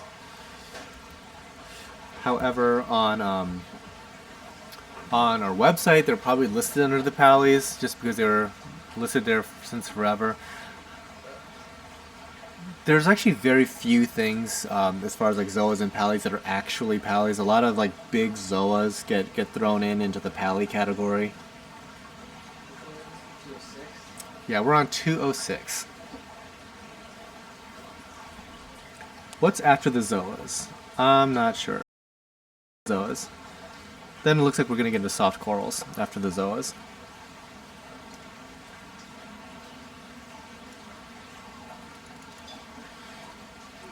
Okay. Oh, weird. What did I do? Did I mess it up? I think I messed it up. Yeah, I messed it up.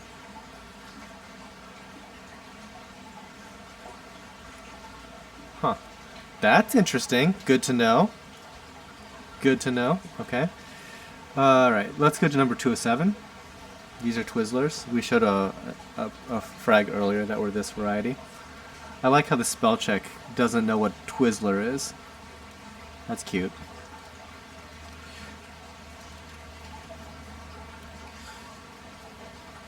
Okay, let's go to 208.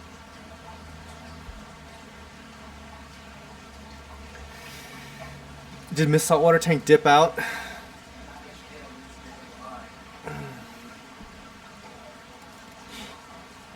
Yeah, whatever it is, these Agent Oranges just don't feel like participating in the live show. It's okay. Let's go to 209. 209 is a vampire in drag.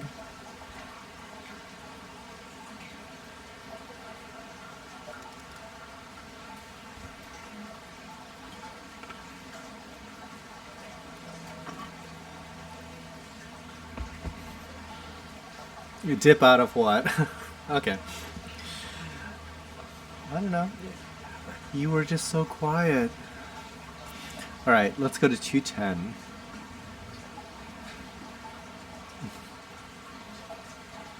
These are some eagle eyes.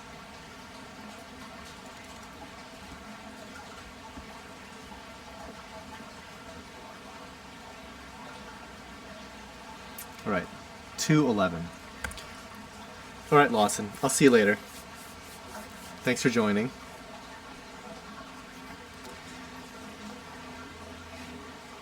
So the next time my stream dies, I'm gonna blame it on this saltwater tank for banning me. Next up, 212. Yeah. You know what? I bet I know what these are. These question mark jointed. I bet that they are Agent Orange. They just refuse to open for some odd reason in this tank. 213. Let's go to there. These are some Peach Passion Zoas. A little bit dark, Michael. Could lighten it up a bit.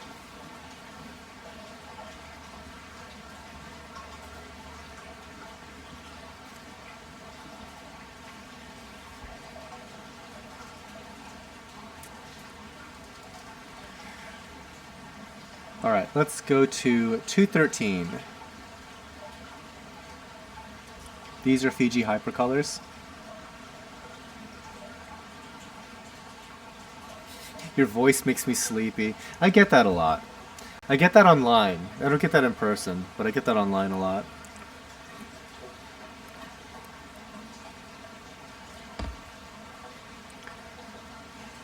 Alright, moving on. Let's go to 215. These are Kryptonite Zoas. To me they look like Leonardo's, but I guess they're a slightly different coloration. Probably a little bit more vivid green. Aw, cuddling Daisy. She wanted some attention.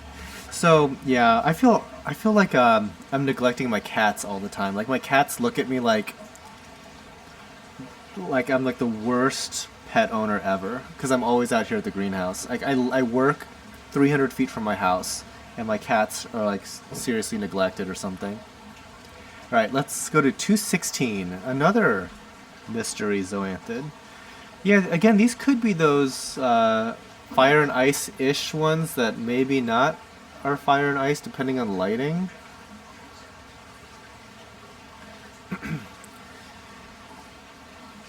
So Miss Saltwater Tank, we need an update on the little wallaby, if you still have her. Okay, so cats can't be neglected. They prefer to be left alone. Not true. My cats wake me up for attention all the time. Alright, so next up, 217. These are some mixed zoas.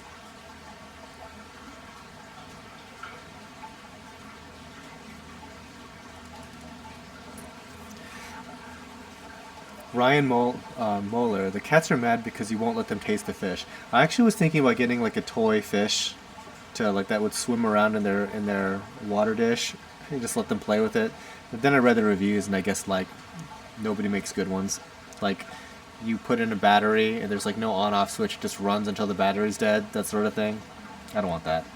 Alright, let's go to 218. It's another type of mixed zoa. Yeah, so Steve Knight, that's the beauty of cats. They need much less attention. Yeah, they need such little attention. I'm still screwing up. So I don't know. I don't think I could ever have a dog. And I like dogs just fine. It's just that anything that needs my attention might not get it. 219, and that's why I'm single.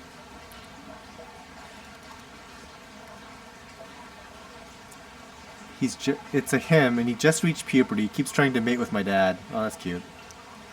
He's only interested. You have a gay wallaby. Next up, 220.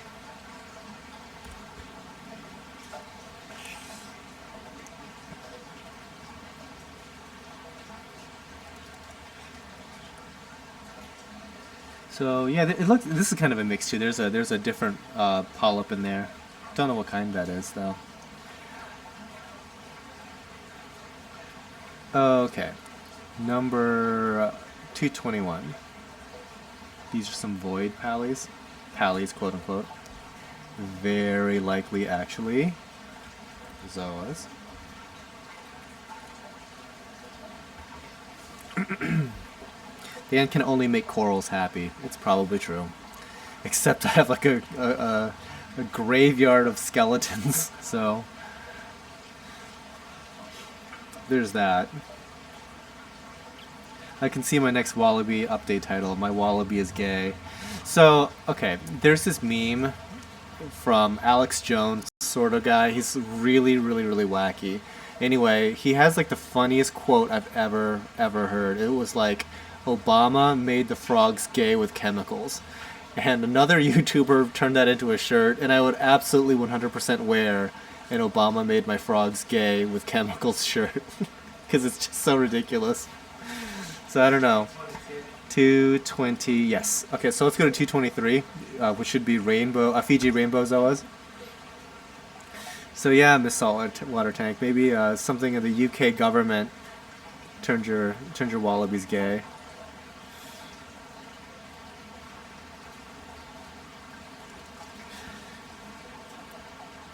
Okay, moving on. Let's go to 224.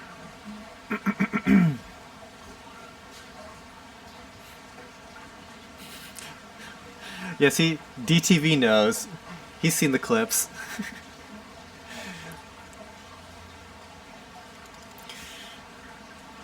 Next up, 225.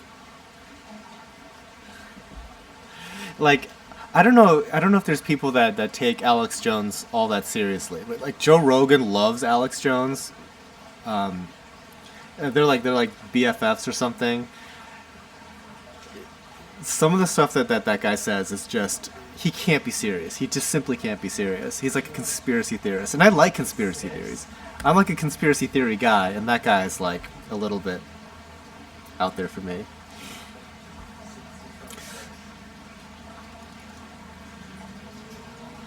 Next up, 227. Yeah, constantly railing against the globalists. Yes. I'll be honest, okay? Whether he's serious or not, in like small doses and like basically internet meme doses of Alex Jones is absolutely hilarious to me. Like the chemicals turning the frogs gay. I can't even. Oh boy. So I guess like the thing is, there is a chemical that makes frogs, since frogs can change sex, they are more likely to turn female if, I think the chemical is called like atrine or atrazine or something like that. That's being dumped into the water from, I don't know, maybe some manufacturing thing. I don't know. But it is turning the frogs more likely to be female. So I think that's so much was turning the frogs gay. I don't know. Next up, 228.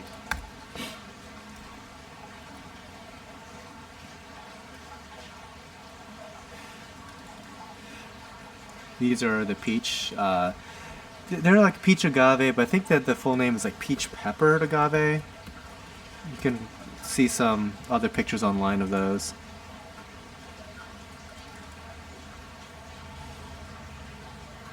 Next up, 229.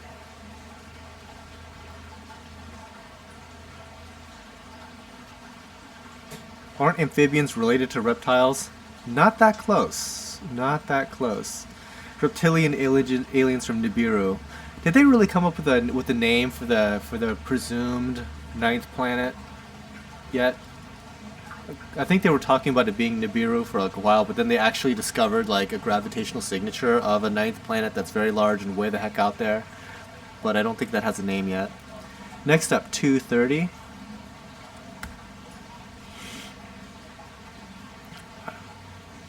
Like I find like the astronomy topics like super fascinating. That's why like whenever like Neil deGrasse Tyson or what's the British dude's name? No, not Stephen Hawking. It's he's like a younger guy, has like long hair, kind of a good-looking dude. Is it like Brian Cook or something? Anyway, anytime those like astrophysics guys start talking, I get interested. All right, let's go to number 231.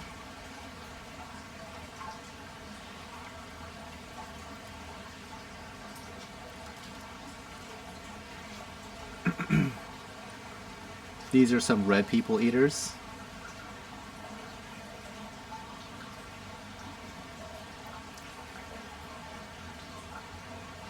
Next up, let's go to 232. Brian Cox. Okay, Cook. I was close. Brian Cox. Yeah, I saw like a long podcast with him, and he was like talking about like the Large Hadron Collider and like all the stuff that's going on there. And I'm just like, I wish I could be as smart as that guy for like 10 minutes, and that's it. That'd be nice. Like, I can't make text show up on my software very easily sometimes. No name for Planet 9. The other name for it is the conspiracy end of the world secret planet. Oh.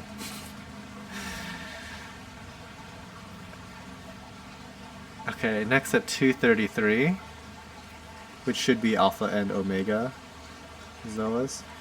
When you fry corals, you recommend cured plugs or fresh out of the bag plugs? I don't really care one way or another. I think that when we use them here, we usually soak them in water for a while, for like a week.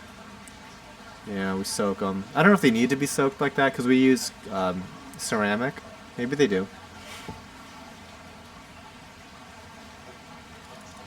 Okay, next up, 234. These are some gorilla nipples.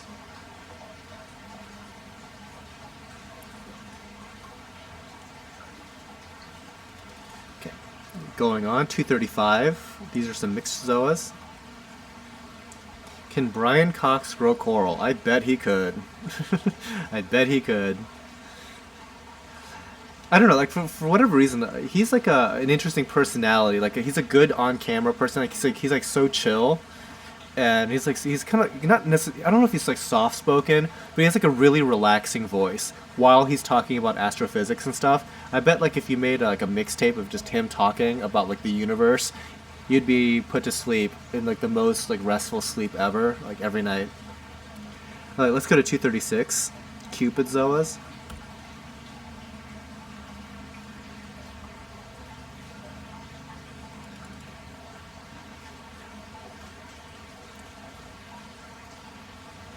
Which is probably what people have said about me, and that's why the chat is going much slower.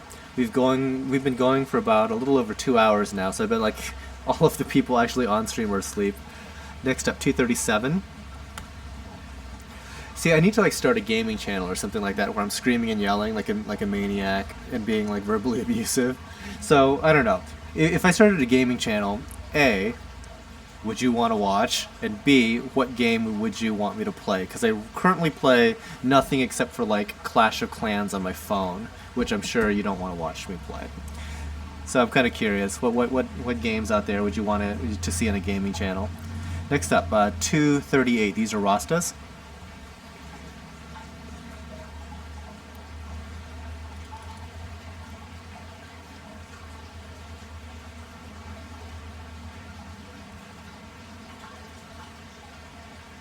Okay, let's go to 239. These are radioactive dragon eyes.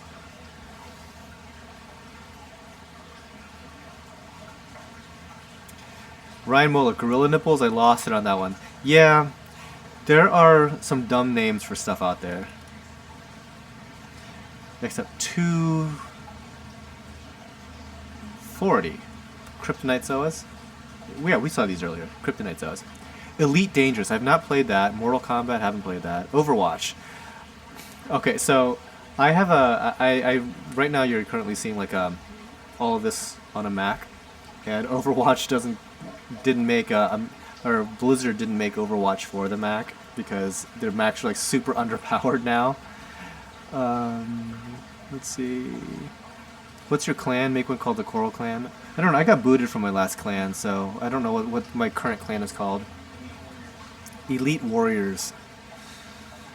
Of course it is. Next up, number 241. Speckled Paleothella. It's like a green speckled pally. I used to play World of Warcraft. Obviously I no longer do, but it was like a long time ago. I was kind of into that. Okay, 242. I wish I could say that I used to play World of Warcraft with Dave Chappelle, but he played on a different server at the time.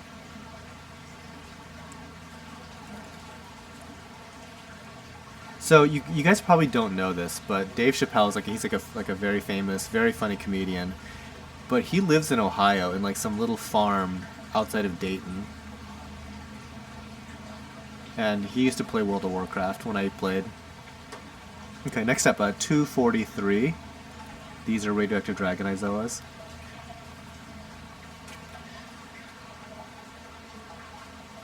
Final Fantasy. What are they up to now?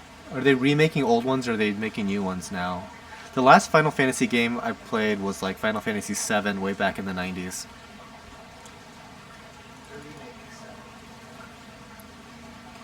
Okay, so we're at what, 244?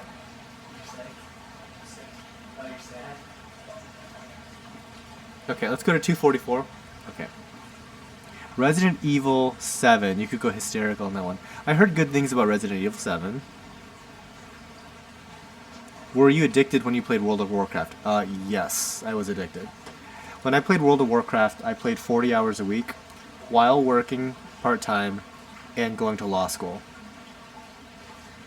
Next up, 245. These are Orchid Zoas. So yeah, you could say that I was addicted. And I was definitely addicted. Like, I knew I was addicted and I didn't want to quit. Like, I had no interest in stopping playing. So ironically, after I did very average during law school, once I actually graduated, I stopped playing World of Warcraft, which might have been a good thing to do previously. Didn't work out that way. Next up, 246. Cinnamon Spice Zoas.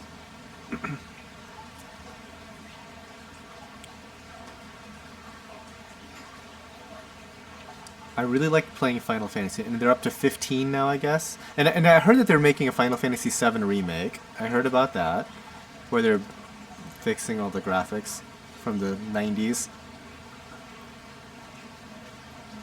Okay, next up, 247. Now, has Final Fantasy ever been open world, though? I thought Final Fantasies were always on rails. 7?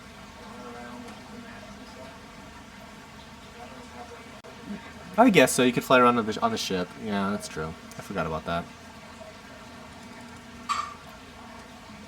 Alright, 248.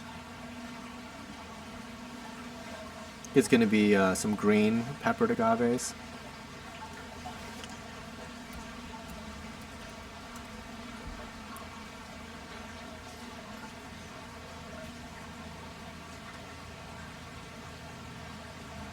You could play EVE Online.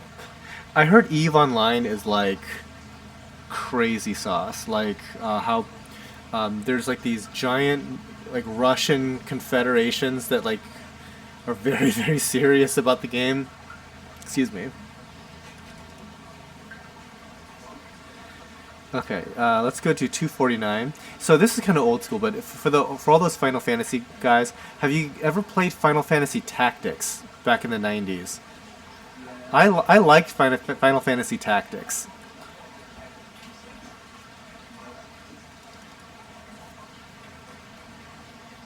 So these are neon green cabbage leathers. They're a variety of Simularia. There's nothing more addictive than your first few months in Warcraft. I'm guessing World of Warcraft? Yeah, I would agree with that. Alright, let's go to 250. Is this 250 now? Yes. Okay, this is 250, the smaller of the neon green Simularias. It's a little out of focus. There we go. Better. Yes, Tactics is a great game.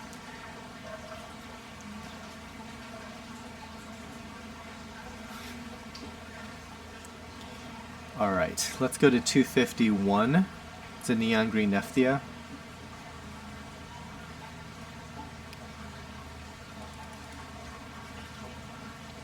Next up, 252. So, one of my friends, Nathan, who you've seen Nathan's Chalice before, you've seen his tank before on my featured on my channel. He got a VR set. He rebuilt his PC, and I think he's using some GTX 1070 cards, or at least one GTX 1070 card, and he's just running a virtual reality. So I'm really curious because I know that Eve is making a new virtual reality game, and I think that would be like insane. I've never actually even played with like a good headset yet, but I think he has like the HTC Vive. Okay, let's go to the next Coral 253. It's a Devil's Hand leather. But yeah, so I'm the next time I go over to his place, I'll probably shoot a little bit of his tank, but I really just want to go over there to test out the VR stuff. And I have no interest in playing a scary horror video game. Not even a little bit. Okay, let's go to 254. It's a second Devil's Hand leather. So I have no interest in playing a scary horror game because I can't even fully watch a playthrough of PT. If you guys don't know what PT is, it's like it was like a playable demo a few years ago, which was like a Silent Hill game. And all it is like this L-shaped hallway, and when you get to the end of the hallway, you open a door, and then it starts off at that same hallway, but the hallway is slightly different each time you go through, and it gets scarier and scarier each time you go through this hallway. And I can't even watch people play that game, it's so scary. Next up, 255. So I don't know, are you guys familiar with PT? It's just P period T period. And you can watch it's like a 40-minute playthrough if you wanted to try to watch it. Like it's on YouTube. So if you want to be like scared out of your mind, put on some headphones, turn off the lights, and watch somebody else play PT, and it gets scary real fast. Next up, 256, and I don't want to see that experience in VR. That would be like, okay, heart stop right now, it's over. Okay, let's go to 257.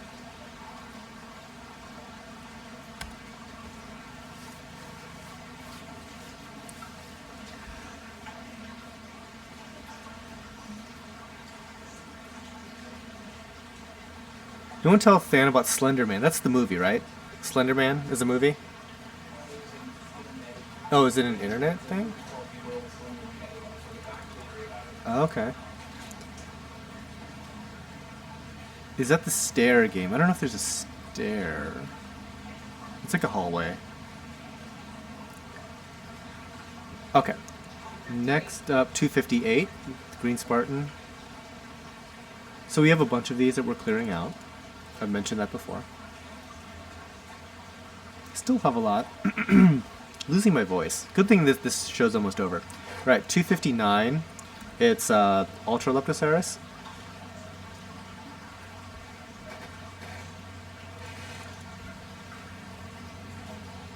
Okay, next up is 260.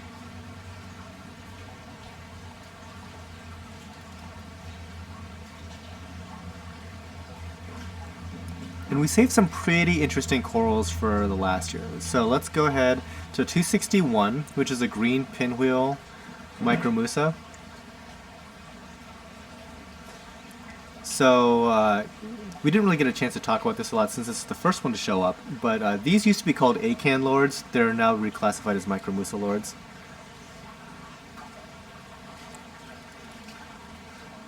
Okay, next up, 262 is a rainbow trachea. Okay, yeah, back up. Yeah, the developer, I forget the name, but he's like the genius behind like Silent Hill and Metal Gear Solid.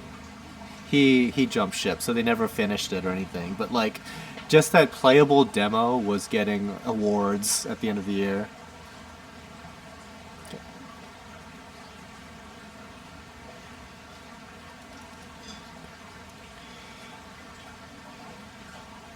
Okay, next up, 263. This is a rainbow pectinia.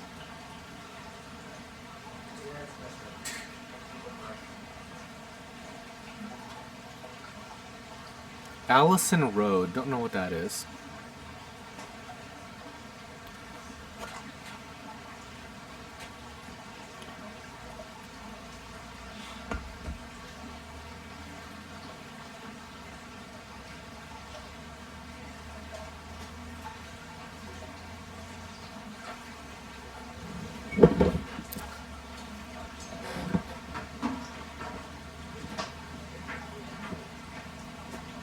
One last little stretch.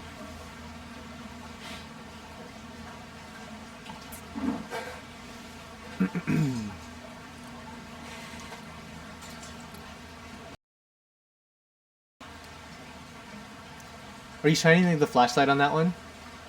Yeah. Okay. I didn't see it.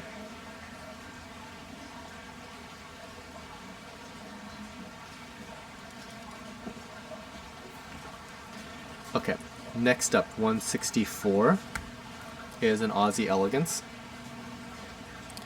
How do I buy one of these corals? So you have to go to tidalgardens.com, and so this is for Noah, and you'll see a flashing red light on the left navigation for live sale. And there you will see this video embedded, as well as like kind of the instructions on how the live sale operates. You kind of have to click on a link there. But then below that, it's all the numbered corals. So if you were interested, for example, in number 264 here, you would just find item number 264 and you have to check out with it in order to get it. Long story short, I think like shipping is $39.99 flat rate, and it's free after $250. Okay. Next up, 265. It's a Dragon's Envy Favia.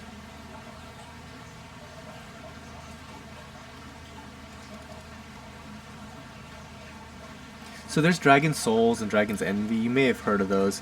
The Souls tend to have 3 colors. The Envies tend to have 2 colors. So this is the Envy with just the purple and the green. Okay, next up, 266 is another rainbow trachea. They're quite large, so we have to move the entire cart back to fit it on the screen. Big healthy trachea.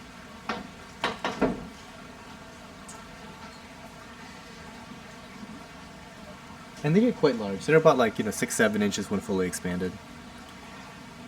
Alright, next up let's go to 267. This is a small bleeding apple scolemia.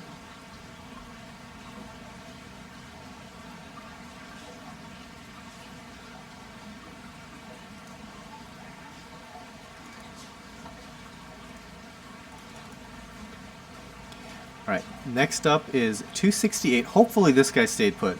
You guys have been wanting like anemones, so this is a zebra flowered. He was on a little rock, and I guess that he's still on there. They have like a pinstripe pattern, and under actinic it's almost all like two different shades of purple, like a darker purple and a lighter purple.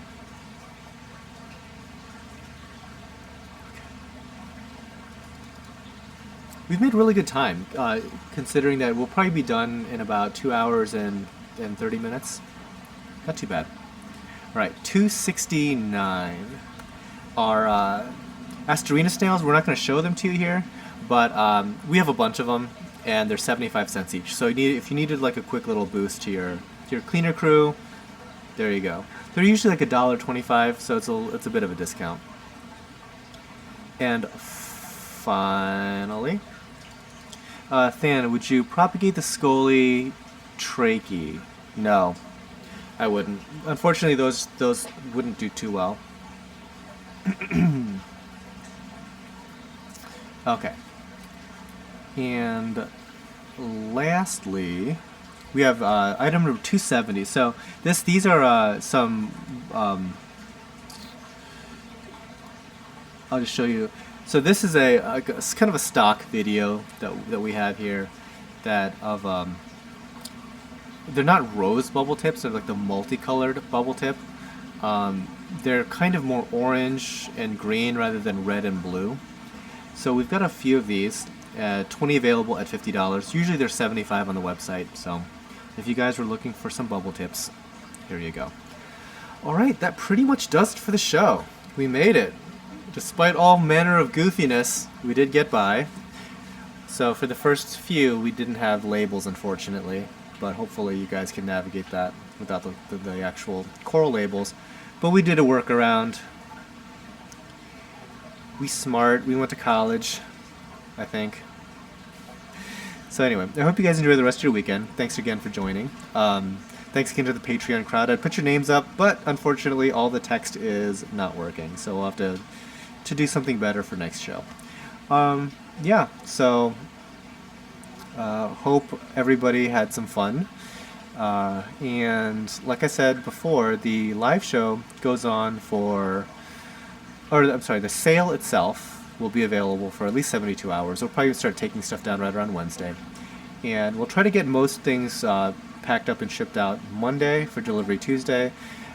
If we hit a point where like we physically can't ship out that many boxes, some of the stuff will get pushed to Tuesday for delivery Wednesday. And if you have like special dates you need it, like you won't be there Tuesday or something, just send us an email and we'll get it taken care of. We'll get you scheduled on the right day. All right, so bye everybody, and have a great weekend. Take care.